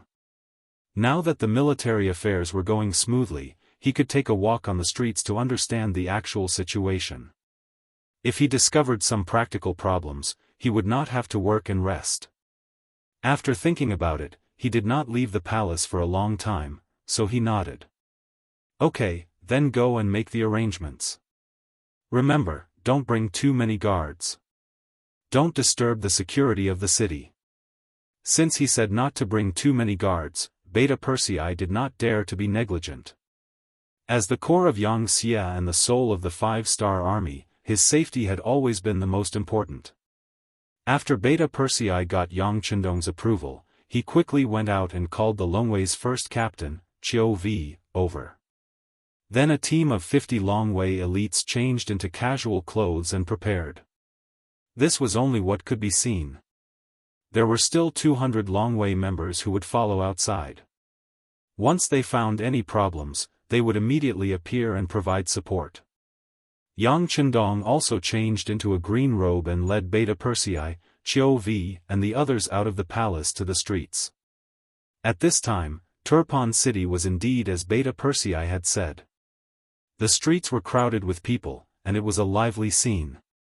On both sides of the road, there were countless shops of all kinds. Everything related to food, clothing, housing, and transportation was not lacking. These were all operated by the people of other races who had migrated here. Their arrival made the city even more lively and prosperous, filled with people. Occasionally, people in ragged clothes could be seen on the streets. They were all people who had fled from Turpan, Yarqiang, and Ili. Every time they saw them, they could see the surprise and caution in their eyes. They were surprised by the prosperity of Turpan City, and careful that their identity and clothes seemed to be somewhat out of place here. As the group walked, Beta Persei introduced what he had learned to Yang Chendong. "Young master, these people will generally be observed for 2 days after entering the city. First, let them feel the prosperity of our Yang Xia land. This will make them more confident in their future life and make them more prepared to integrate here in the future. Second, it will also make it easier for our soldiers to observe them. If there are spies from the Three Kingdoms among them, they will often give themselves away and it will be easier for us to screen them.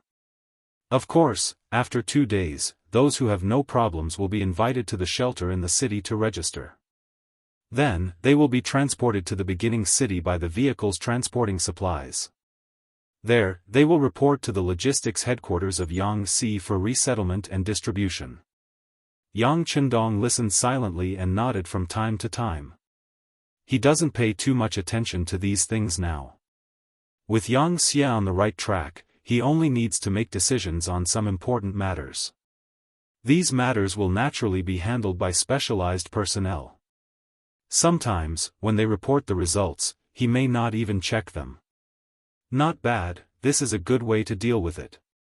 The governor of the Far Eastern state, Chen Bo, sent a telegram a while ago, saying that there is a large amount of newly opened land that no one is planting. Moreover, the land there is very fertile. It is really too wasteful.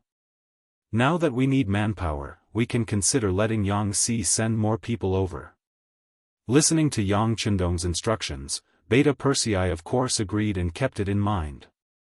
At this time, he was not only the captain of Yang Chendong's guards, but also the butler, secretary, assistant and other positions. It can be said that he has a high position and power, but he is also very busy. While they were talking, the road in front suddenly became very crowded. Looking from a distance, they could see that many people were gathered there, and it seemed that there were a lot of people.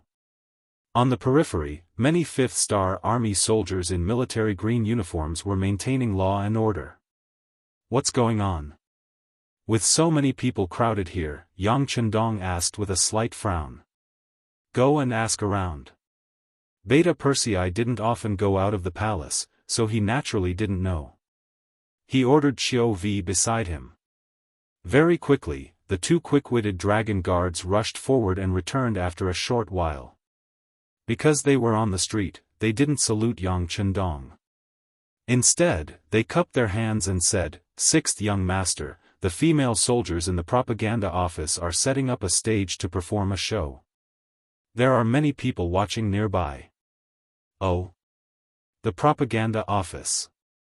Hearing this, Yang Chendong was also interested. He laughed and said with great interest, "Then let's go and take a look." "Okay, I'll arrange it." Beta Persei quickly agreed. Of course, he wouldn't let the young master and the people crowded together to watch the show. If that happened, safety would be a big problem. Immediately, he sent out a few people to look for a spot nearby. He had heard that as long as there was a performance, there would be good observation points in the nearby restaurants. Usually, these places would be occupied by the soldiers of the 5-Star Army in advance to prevent people from causing trouble and causing problems in terms of safety. Not long after the Long Wei left, they came back to report that they had found the 3rd floor of a restaurant. The location was excellent and the view was excellent. The 5th Star Army soldiers who were responsible for observing there had already withdrawn. They were only waiting for Yang Chendong to go. Let's go. Yang Chendong also knew that with his current status, it was really not suitable for him to mingle with the people. At least, it was not possible in Turpan City, where the situation was not completely stable. So he nodded and let the Long Wei lead him to a nearby restaurant.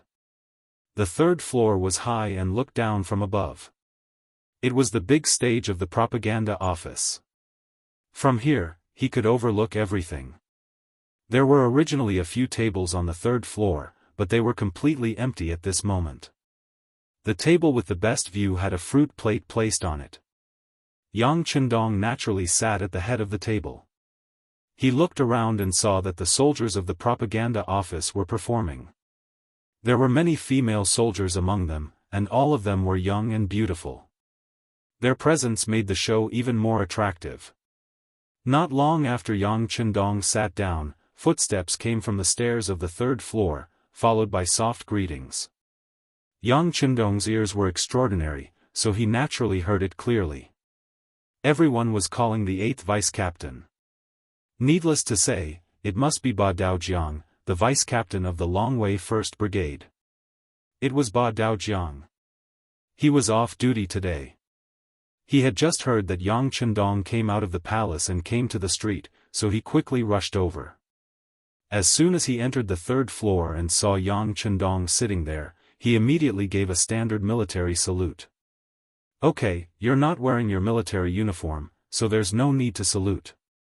Yang Chendong looked at Ba Daojiang with a satisfied gaze and nodded gently. Although Ba Daojiang was not the first person to follow Yang Chendong, he was an old man who had been here before the origin city was built. He had always been good and was responsible for Yang Chendong's safety. He had never neglected his duties. Yang Chendong's attitude toward such a person was naturally much more casual. Yang Chendong's tone was so casual. When Captain Xiao Vi heard it, he chuckled and then took the opportunity to tease him. "What's wrong, Vice Captain? You're here to escort the publicity department when you're on vacation. This is almost your second home. Is something good going to happen soon?"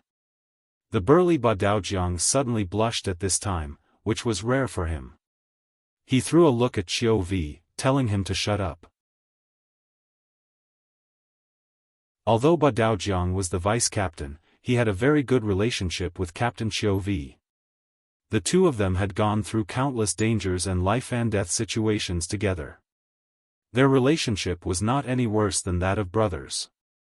It was precisely because of this that some of his words could be said to be heard clearly by Xiao Vi. That was why he could make fun of him. Hearing this, Beta Persei and the Long Wei could not help but laugh. Only Yang Chendong looked confused. "What are you talking about?" When Yang Chendong asked, the people below naturally did not dare to not answer.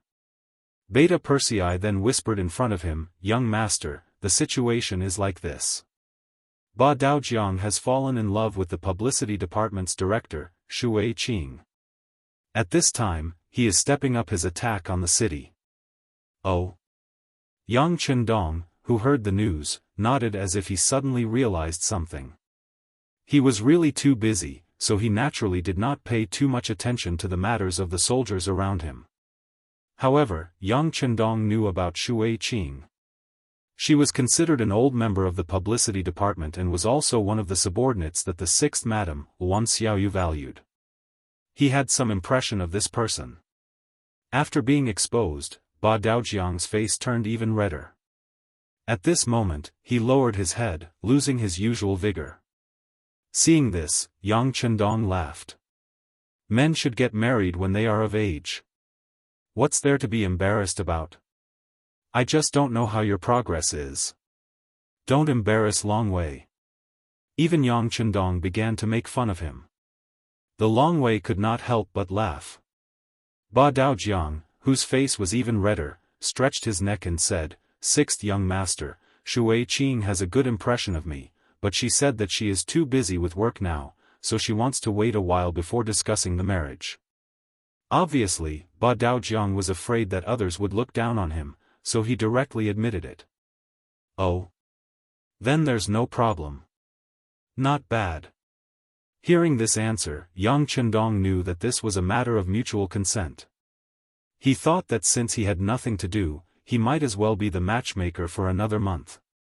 He nodded slowly and said, "We have always been very busy with work, and will only get busier in the future. How can we have time to rest? How about this, you call Shui Qing over. I will ask her.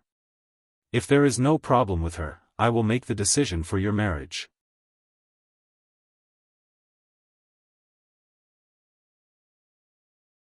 Chapter 1288. Yang Chendong knew that there would be a huge war coming up and there would be no time left. Ba Daojiang wasn't young anymore. He might as well take this opportunity to settle the matter. It would be a good thing to fulfill someone's wish. The sixth young master was going to be the witness. Ba Daojiang grinned from ear to ear.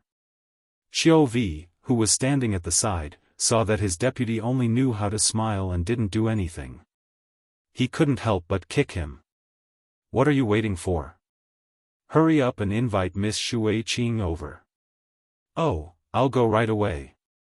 Ba Daojiang, who had regained his senses, immediately agreed. He then turned around and disappeared from the third floor.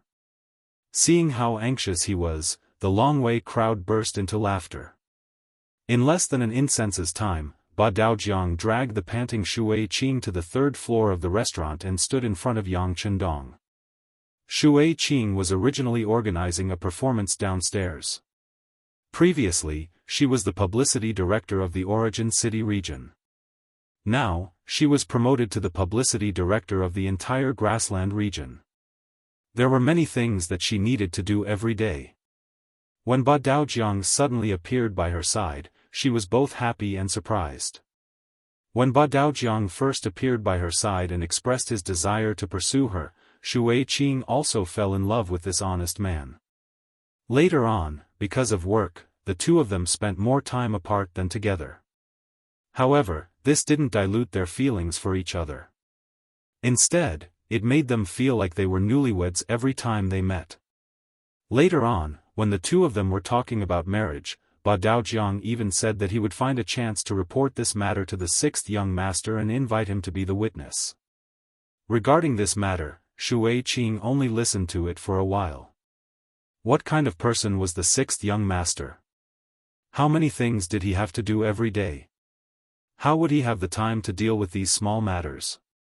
Although Ba Daojiang was the vice-captain of the Black Cavalry 1st Platoon and could be considered one of Yang Qindong's men, she didn't have any illusions. She didn't expect that Ba Daojiang would suddenly appear just now. Shui Qing thought that he missed her again. Just when she was overjoyed, but because she was too busy with work, Ba Daojiang suddenly grabbed her hand. Then, the two of them ran out in front of all the people backstage of the publicity department. Although Shui Qing had long acknowledged her relationship with Ba Daojiang and thought that she was his woman for the rest of her life. However, the wedding banquet had not been held yet, and the two of them were still scrupulously abiding by their identities. They had never had any physical intimacy. Now that her hand was grabbed in front of everyone, she blushed. When she finally reacted, her expression became even better. At the same time, she blamed Ba Daojiang and asked him to let go of her hand and let her go. Alright, let's not worry about other things at this time. The sixth young master is waiting for us upstairs. Let's go. Ba Daojiang knew what Shui Qing was thinking. Women were always shy. However, he really didn't have time to wait. Who knew if there would be some urgent matter that would call the sixth young master back? If that was the case, he would miss a great opportunity. Just now, the platoon leader took the opportunity to tell the sixth young master about him. This kind of opportunity was hard to come by. Holding Shui Qing's hand, he jogged all the way to the 3rd floor of the restaurant and stood in front of Yang Qindong. When she saw Yang Qindong with her own eyes, Shui Qing's heart, which was already racing from jogging all the way, started to beat even faster. The current Yang Qindong was like a god in the eyes of the Yangxia people and the 5-star army. Especially after the publicity department had been instructed to deliberately create a cult of personality, his reputation had spread at a rapid pace. As the most important middle-level cadre in the publicity department, Shui Qing naturally regarded Yang Qindong as a god. Now that she was able to get close to the god in her heart, Shui Qing was very excited. You must be Shui Qing. Not bad. He looked at Shui Qing and found that this girl had a great temperament. Especially when she was wearing the lieutenant colonel uniform, it made her look even more valiant and full of an indescribable heroic spirit. This girl was quite compatible with a burly man like Ba Daojiang. A single word of praise made Shui Qing's face blossom into a smile, like a lotus flower emerging from the water. Her face carried a brilliant yet somewhat bashful smile. Thank you for the king's praise. With Shui Qing's status, she could only call Yang Qindong king. She couldn't casually call him king. No problem, Director Shui Qing. You can call me sixth young master like Ba Daojiang. Yang Qindong smiled and said with a warm voice. In order to make Shui Qing feel less restrained, Yang Qindong smiled and asked about work. He knew that when interacting with people, he had to start with the areas that they were most familiar with. This way, he could quickly eliminate the barriers between them.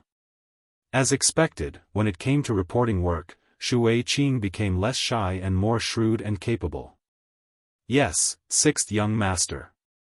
Under the guidance of Logistics Commander Yang, our publicity department just carried out an expansion of recruitment. To be honest, there are many girls who are good at singing and dancing in the grasslands. We went through a serious selection process. After the political investigation department participated in the selection process, we recruited a total of 1,200 new members. Now, they have been divided into 12 publicity teams and have begun to perform in various places. The performance team on the streets of Turpan City today is one of them.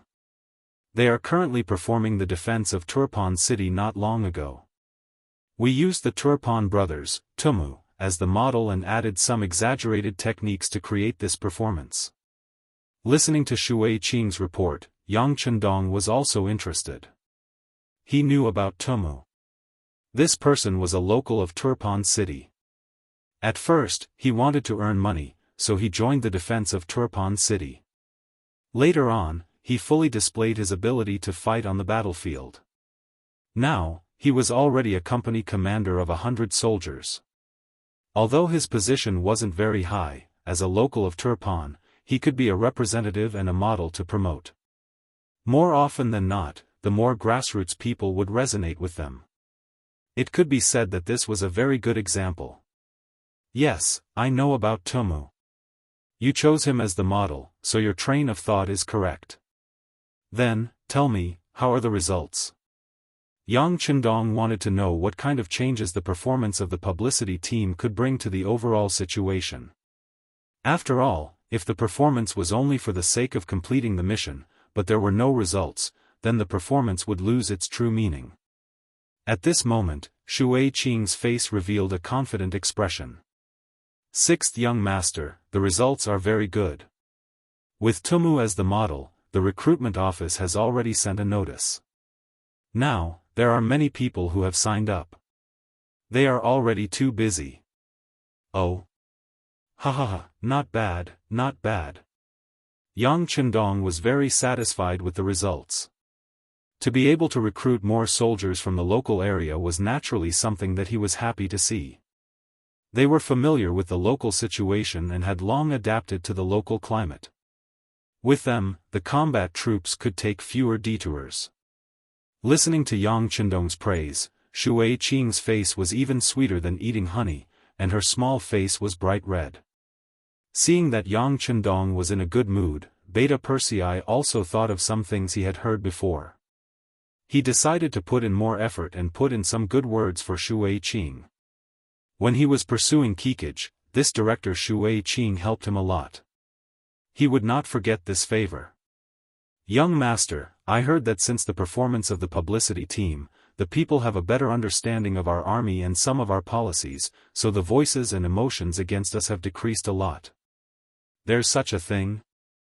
Listening to Beta Persei's further explanation, Yang Chendong laughed out loud.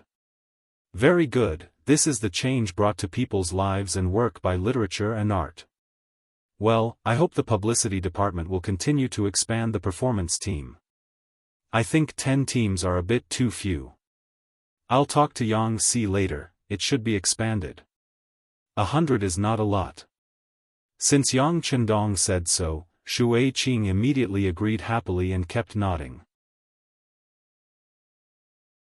She would not forget that when she wanted to expand the publicity department, she had to persuade Yang Si for a long time. If she did not have the backing of the sixth madam, Wan Xiaoyu, she was afraid that the expansion of these 10 teams would not be supported. But now it was different. With Yang Chendong's endorsement, it would be much easier to go to the logistics headquarters to ask for people and money. Even the sixth young master was so supportive of their work and praised their work. Who would dare to neglect it? Who would not listen to the sixth young master's words? This meeting was a happy one for everyone. After all, Yang Chendong had too many things to do. He stayed in the restaurant for a while and watched the performance below. He saw that there were more and more people gathering around, and they all revealed looks of curiosity, especially some young people. No matter if they were men or women, they all revealed looks of yearning. Yang Chendong knew that the performance of the publicity team could continue to be carried out in order to win more people's hearts and gain more people's support. Speaking of publicity teams, it was very difficult for the people to see them in the past. Occasionally, some vaudeville troupes could perform on the streets. There was no peking opera in that era. And where could they find so many handsome men and beautiful women in such troops? Where could they find such good and diverse education and story themes? The publicity team was a pioneer. As soon as they appeared, they attracted everyone's attention. Regardless of whether they were men or women, old or young, they liked them very much. It was precisely because they liked him that they were willing to learn more about him. Then, they would know more about the 5-star army and Yangshi. This kind of publicity could often achieve something that even 1,000,000 soldiers couldn't do. When Yang Chendong brought people to watch the performance on the streets and did not return, the 1st Cavalry Division had already taken down Yanghe City and was cleaning up the battlefield.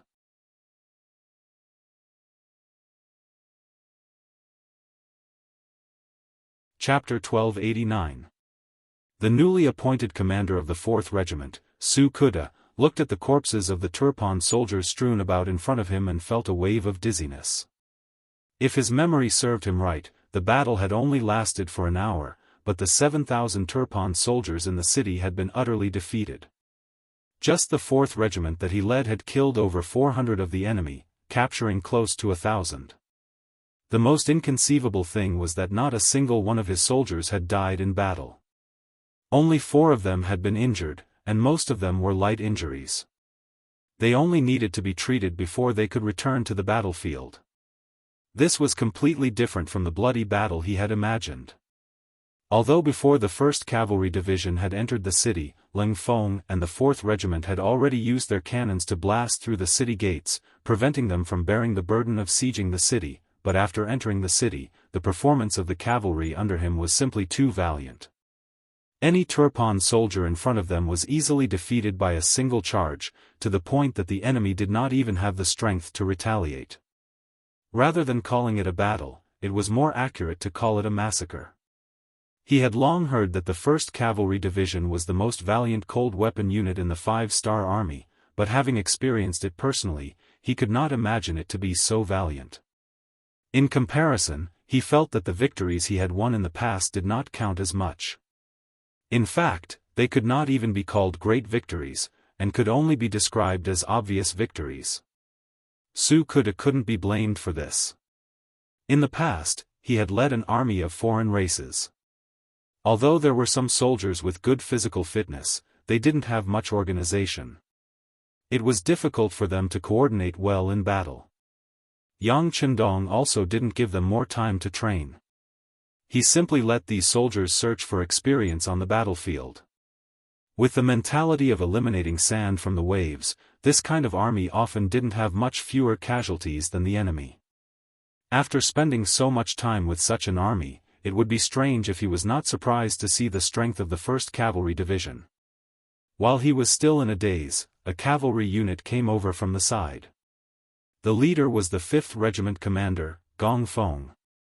As the 2 regiments were not far from each other, he had also noticed Su Kuda's performance.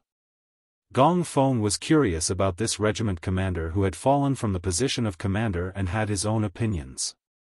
Gong Feng believed that Su Kuda was only punished because he had done something wrong. He still had a bright future ahead of him. Otherwise, he wouldn't have been demoted to a regiment commander but directly handed over to the disciplinary investigation department. Besides, this was the position of the commander of the 1st Cavalry Division. In his opinion, the value of this position was no less than that of an ordinary division commander. In fact, it might even be better. Su Kuda wouldn't lose out much by coming here. Unlike them, this person would leave this place soon. After all, someone who was chosen by the 6th young master to be the commander of an army must have extraordinary ability in commanding an army. Since that was the case, there were only benefits and no disadvantages to befriending this person. Regiment Commander Su, the battlefield should be pretty much cleaned up, right? Using the opportunity when the team walked past the 4th Regiment, Gong Feng casually spoke. "Oh, it's Regiment Commander Gong. Is your 5th Regiment done?" Seeing that it was Gong Feng who was speaking to him, Su Kuda didn't dare to be negligent. He knew that other than himself, the other 4 regimental commanders were all very powerful. In terms of commanding ability, they weren't any worse than him. It's done. You can also hurry up here. In fact, cleaning up the battlefield this time is relatively simple. The Mongol army from that day has already arrived. Let them take over. Our 1st Cavalry Division needs to show our might on the battlefield. There's no need to be serious about cleaning up the battlefield, Gong Feng said with his experience. Then he nodded at Su Kuda and led the team away. Looking at Gong Feng's departing figure, Su Kuda thanked him. Gong Feng had come to give him advice. It seems that he would have to learn how to adapt in the future. Of course, he knew that he wouldn't be here for too long. This could be seen from the attitude of Division Commander Tianhu and the other regimental commanders towards him. They were very polite to him, to the point that they treated him as a guest and not one of their own. Su Kuda naturally wouldn't think that he could integrate into the enemy's camp in such a short time. What he needed to do now was to use all the time he had to learn the strengths of the 1st Cavalry Division. One day, when he was leading an army by himself, he should have a big change and a better performance. After the Black Goat City was successfully broken through, the next target was Willow City. When the 4th Division of Leng Feng once again moved the cannons to the city gates, unexpectedly, they actually surrendered. The 12,000 Turkmen soldiers in the city all came out of the city and surrendered. Obviously, whether it was the Fire Province or the Black Goat City, they all knew that the strength of the 5-star army in front of them wasn't something that they could stop. Rather than losing their lives in the end, it was better to surrender now and at least keep one life. Following the capture of Willow City, in the entire east of Turkmenistan, other than the ruined city near the Han-Hai Sea, there were no other Turkmen forces. Even this city only had 2,000 soldiers. Any one of them would be able to take it down. After dealing with the security threat in the east, Yang Chendong also needed to consider sending troops to Turkmenistan. It was time to completely destroy the Turkmenistan forces. He had this plan a long time ago. Once the various forces were in place, Yang Chendong would personally lead the troops out of Turkmenistan and begin his conquest of the Ili region. It was also at this time that the 250,000 troops of the Kazakh and Aries dynasty arrived in the Ili region. Their appearance increased the confidence of the 3 Turkmenistan countries to go against the 5-star army. After leaving Turpan, Yang Chendong decided to fight his first battle at Sabashi City, another large city in Turpan that was heading south. Based on the Intel Department's intel, there were 15,000 Turkmen soldiers in Sabashi City. They had already made preparations to defend the city. There was enough grain in the city, and there were huge rocks, logs, and kerosene on the city walls. They were just waiting for the 5-star army to arrive and teach them a lesson. The morale of an army depended on whether they won the battle or not. Let's put it this way, if they were defeated in a few battles, any army would face a situation where their morale was low. If there was even the slightest movement, it was very likely that they would collapse. Sabashi City was the first line of defense that Harden Bartle had left for the 5-star army. He did not even hope that the city could be defended. As long as he could delay for a period of time and make it difficult for the 5-star army, it would be considered a victory. This way, once winter arrived, the 5-star army would have no choice but to stop attacking. He wanted to see how long the 5-star army could stay here. In short, Harden Bartle was using the word holding back. He would not take the initiative to fight the 5-star army. He wanted to use the cities one by one to slow down the 5-star army's advance. Once the 5-star army's main force dared to go around these cities, he would find a way to cut off the enemy's logistical supply and force the enemy to retreat. Unlike the new army and the other 3 armies, the 5-star army's original goal was not to attack cities. Therefore, once they encountered a city that was difficult to attack, they only needed to go around it. As for the problem of the army's food, they could fight while looting. This was what people often said about using war to support war. Although they were both part of the 5-star army, Yang Chendong's main force could not do this. His goal was to capture cities and seize large amounts of territory. Therefore, no matter how one looked at it, the loss of Sabashi city could not be avoided. Yang Chendong did not think about going around it.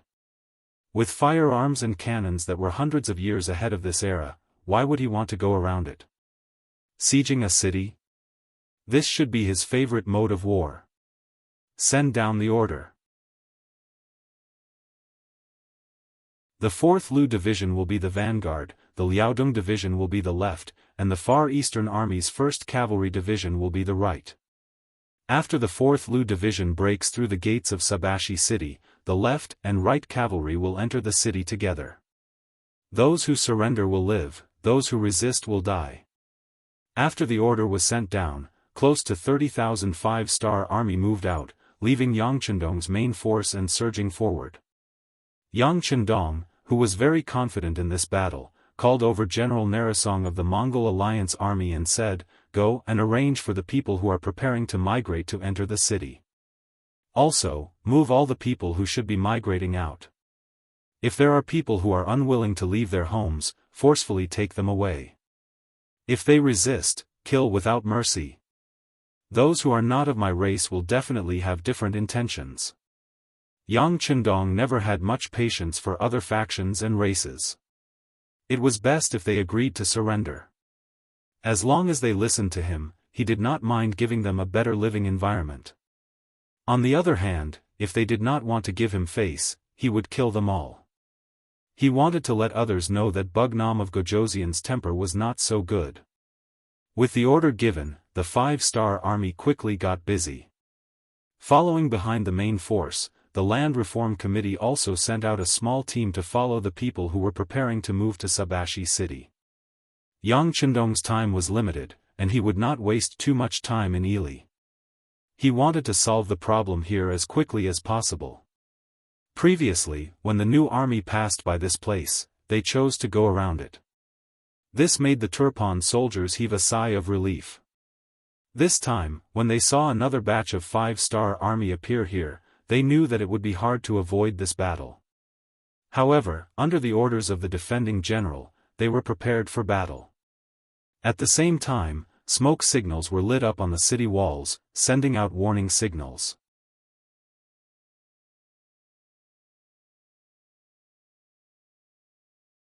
Chapter 1290. The current situation of the Turpan army was extremely bad, to the point of being somewhat miserable. In their own territory, they couldn't even communicate with each other.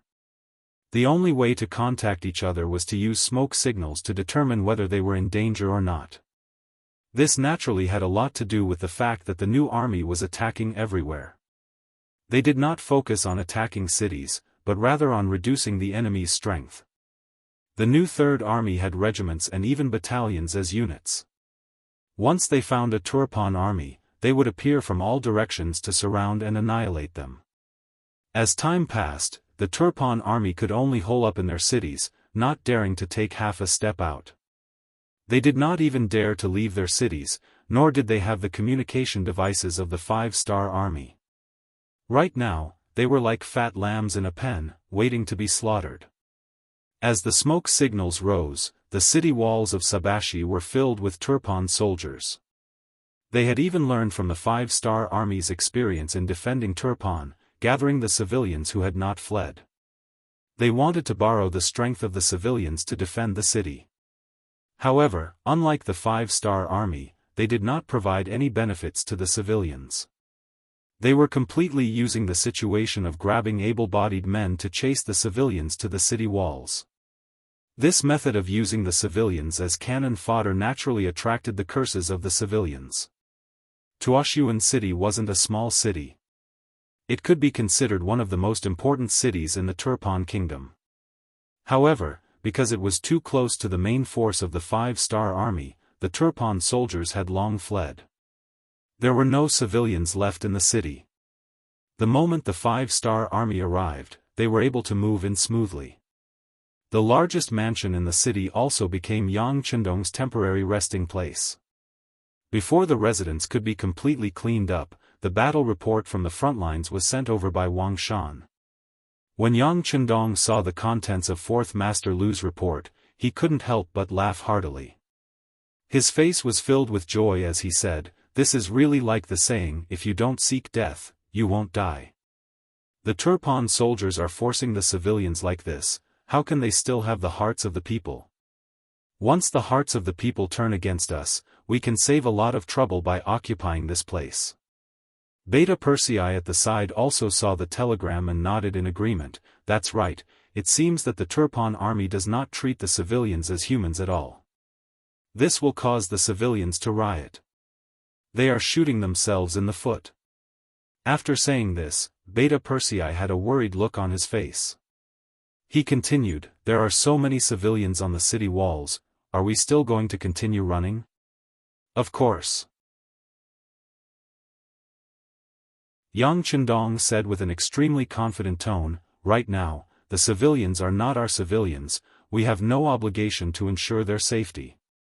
If they wanted to blame someone, they could only blame themselves for following the wrong master. If they wanted to blame someone, they could only blame themselves for not escaping from Supa City in time. Send an order, Division Commander De Chang, tell him not to have any misgivings and to proceed with the original plan. In doing so, the lives of some civilians would naturally be sacrificed, but this was not in Yang Chendong's eyes. If it had to be said, he was a staunch nationalist. If the people standing on the city walls were Han civilians, he would definitely refrain from shooting at the rat for fear of breaking the vases. This was also the reason why Yang Xie did not directly declare war on Baiming and Nanming even though he was so powerful. However, there was no need to be polite to the foreigners.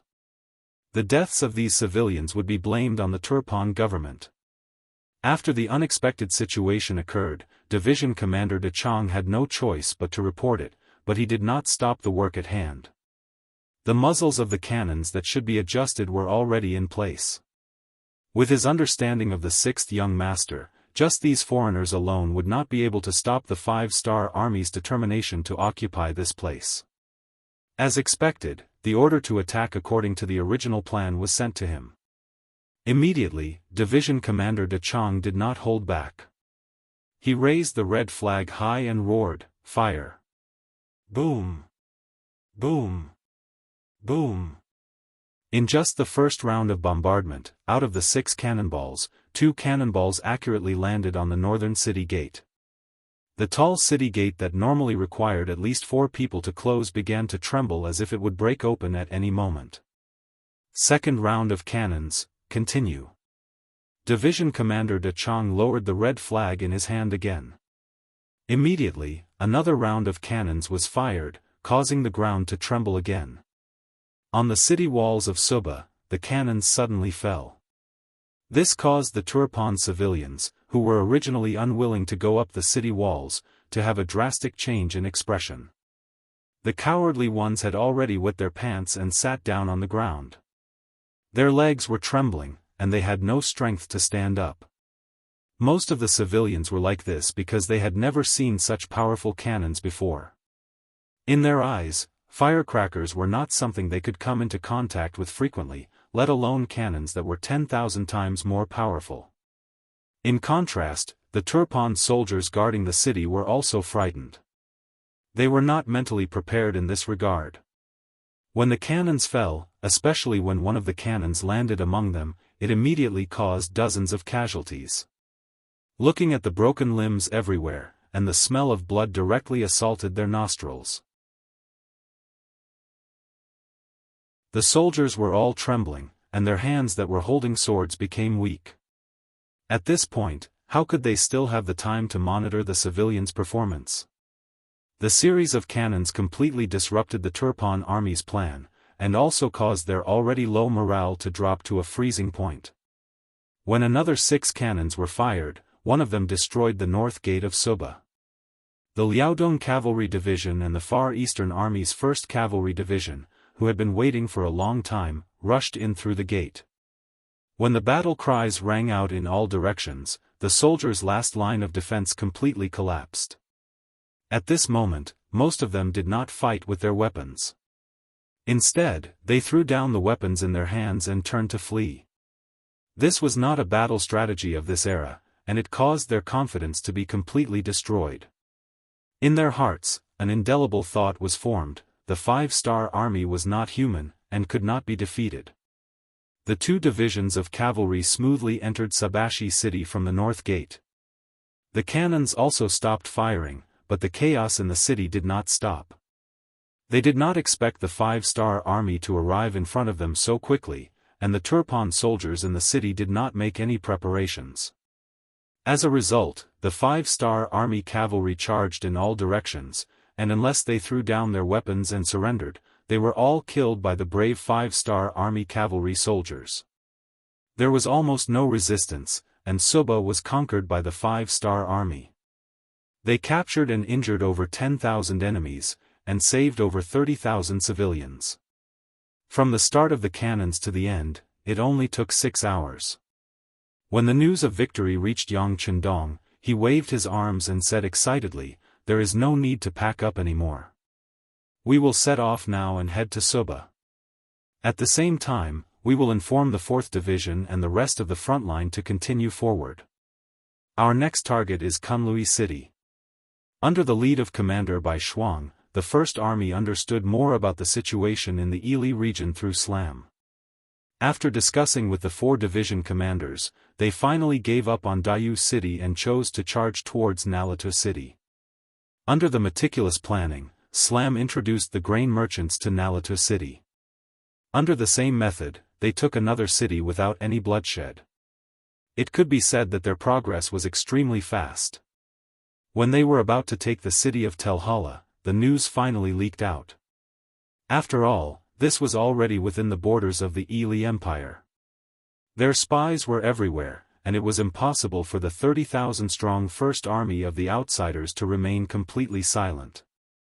The city gates of Telhala in front of them suddenly closed, the city towers filled with soldiers. When the news reached Bai Shuangji's ears, he immediately made the decision to bring the army and the provisions he plundered from the 2 cities to attack. Just when everyone thought that a siege was about to break out, the First Army of the outsiders actually took a detour around the city, leaving Telhala behind. They charged straight for the capital of Ili Empire from outside the city. The 5-star army actually appeared in his own territory, and so close to the capital. When King Bao Lide heard the news, he was so scared that he broke out in cold sweat. He quickly called the Prime Minister Apu to discuss countermeasures. "Prime Minister, the 5-star army actually appeared. This is all thanks to you." When Bao Lide saw Apu, he held his hand tightly and spoke with a grateful expression on his face. Before, Apu had suggested that the 5-star army didn't play by the rules when they fought. In order to prevent sneak attacks and sudden invasions, they should send out more scouts to keep an eye on the surrounding areas. Bao Lide didn't agree with this request from the bottom of his heart. He didn't think it was necessary. No matter how powerful the 5-star army was, wasn't there a heavenly mountain between them? Even if the army could come over, they wouldn't be able to transport the grain. Moreover, the 5-star army still had the Turpan kingdom to deal with. What he should do now was to do his best to solve the problem in front of him, and not go around looking for trouble with them. If this wasn't Prime Minister Apu's suggestion, King Bao Lide would have directly refused. He didn't want to hurt the Prime Minister's feelings, so he reluctantly agreed and let the Prime Minister do as he saw fit. What he didn't expect was that it was all thanks to the scouts that he sent out. Otherwise, even if the 5-star army was at his doorstep, he wouldn't know anything. Apu's expression was very heavy. He didn't look happy at all because he discovered the 5-star army ahead of time. In fact, this couldn't be considered as discovering the enemy ahead of time. They had already lost Little Yule City and Nalato City. Their reaction was already half a beat too slow. "Your Majesty, I've already received the news. The 5-star army really did come from Heavenly Mountain. They didn't bring a large amount of grain, they just attacked the city and looted it."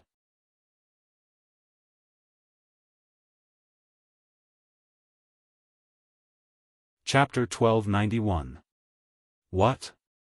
How can they be so bold? King Baolida's already gloomy face became even more gloomy. He didn't say anything for a long time. Yes, their guts are too big. Why don't we just eat them? Prime Minister Ali Pu hesitated for a moment before speaking with a solemn expression. Eat them up? Wouldn't that make us enemies with the 5-star army? King Baolida frowned. It was a pity that he was still hoping for a peaceful solution at a time like this. This was the sorrow of the weak. It was just like when the Japanese invaded China. Even though they knew that the enemy had ill intentions, they still restrained themselves. They only realized their mistake when they lost a large portion of their territory. The weak did not have any initiative on the battlefield. They were at the mercy of the enemy. Seeing that the king was still hesitating, Apu sighed and said, "Your Majesty, we can't wait any longer. The 5-star army did not even give us a heads up before attacking us. If we don't send an army to surround them, I'm afraid that once the enemy's main force arrives, we won't be able to retaliate. We still need to think about it at length. How about this, we will only send people to block them. At the same time, we will order the cities to prepare their defenses and observe the situation." King Baolida was still hoping that the 5-star legion would be at a disadvantage on the main battlefield, and they would be stopped by the Turpan Kingdom's army. If this was the case, perhaps they wouldn't even need to make a move. The 5-star army would have to withdraw from this place. In this way, they would be able to obtain victory without shedding a drop of blood on their blades. Once the 5-star army retreated, they would not lose any strength. Wouldn't that be the best time to take over the Turpan and Yarqiang territories? At this moment, King Baoli was still dreaming of unifying the entire region. It was, as the saying goes, a fool's dream. Apu naturally did not agree with King Baoli's words. However, he was a subject and the other party was the king. Since that was the case, he could only obey. Alright, then order the cities to defend first. Let's observe the situation first. There was one more thing that Apu didn't say. Once the ambitions of the 5-star army were exposed, the king would have no choice but to send troops to suppress them. After the two of them had a detailed discussion, the king of Baoli issued a number of orders to the generals of the major cities in Ili, telling them to exercise restraint and pay close attention to the 5-star army's movements. At the same time, they were to guard their own cities well. If it wasn't necessary, they were to not engage the 5-star army in a direct confrontation. King Baolide was satisfied. He believed that as long as he didn't provoke the other party, the 5-star army would leave if they couldn't take down the city. At the very least, his losses wouldn't be too great.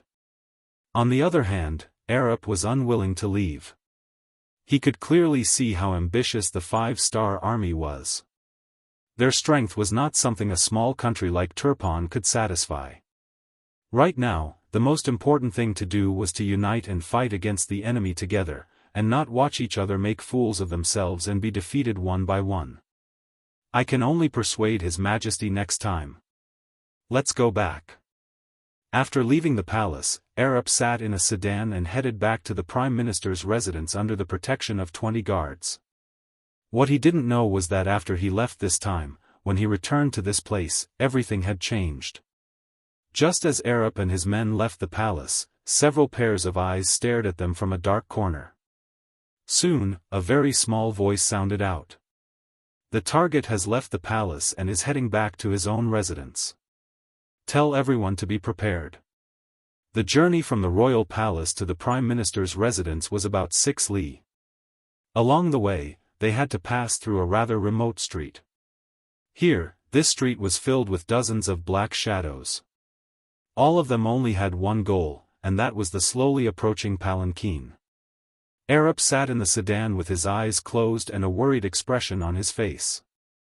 The king's reaction and point of view were very different from his, and this made him very vexed. He had always believed that he was the enemy.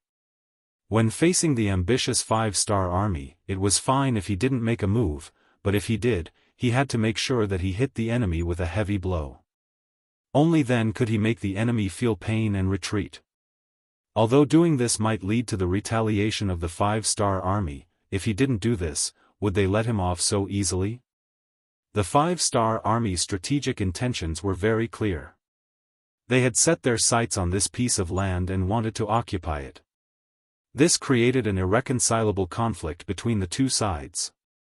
Since this was the case, what difference did it make if they started the war a day earlier or a day later?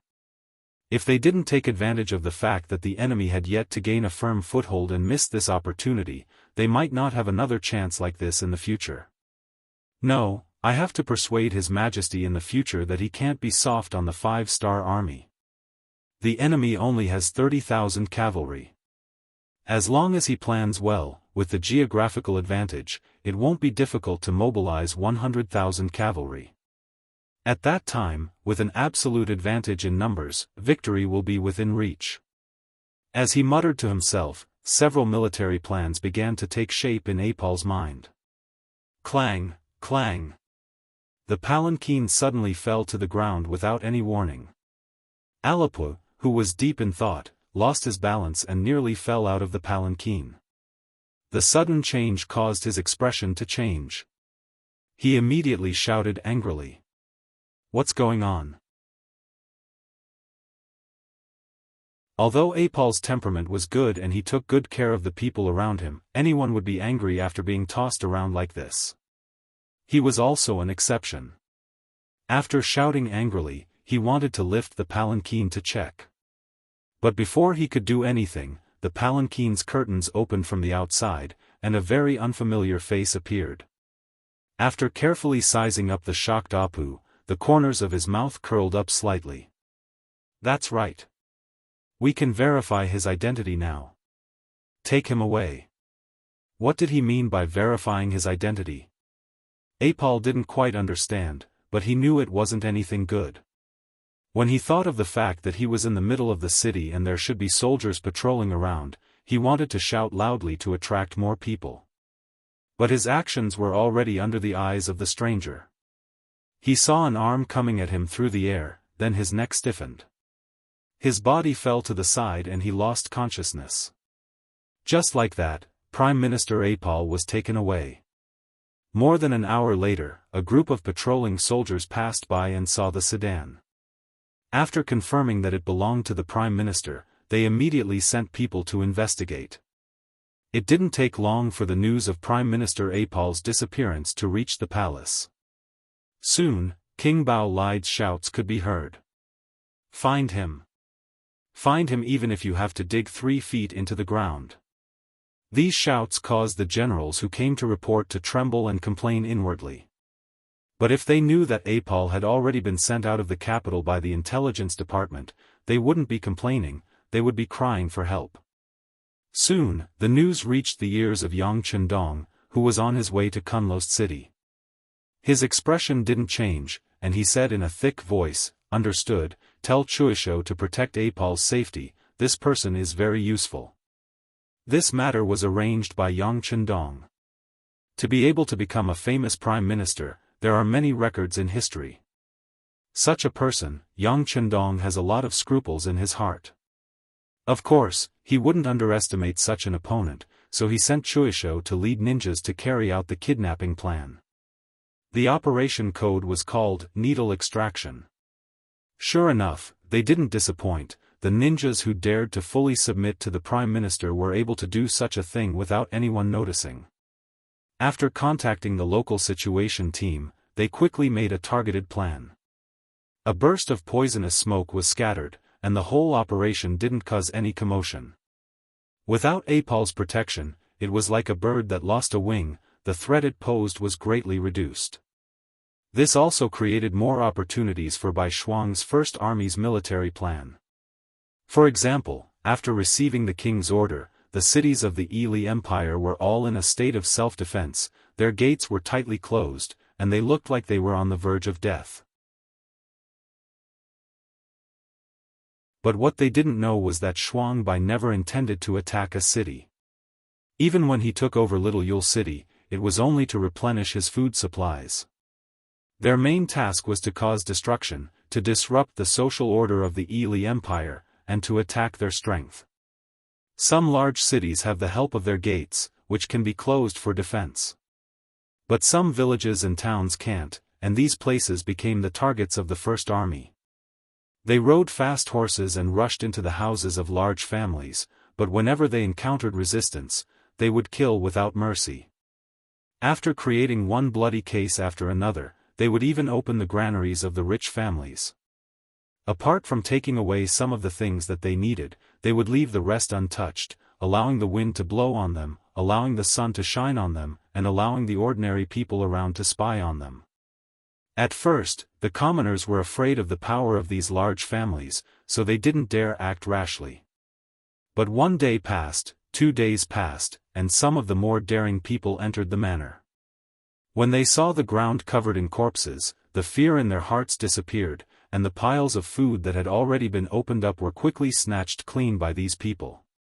This happened once, and when this happened frequently, and the large family's food was exposed to the commoners again and again, they no longer hesitated, nor would they wait for a day or two. They only needed to see the 5-star army's cavalry leave, and then they would take action to snatch. The news that they could fill their stomachs quickly spread like the wind, to the extent that in some places, before the 5-star army appeared, some of the more daring commoners gathered together and charged into the large families, killing people and giving out food, and in the end, shifting the blame to the 5-star army. You're tuning in to the Unparalleled SwordWill YouTube channel. Don't forget to subscribe and join us on this journey to catch the most captivating stories.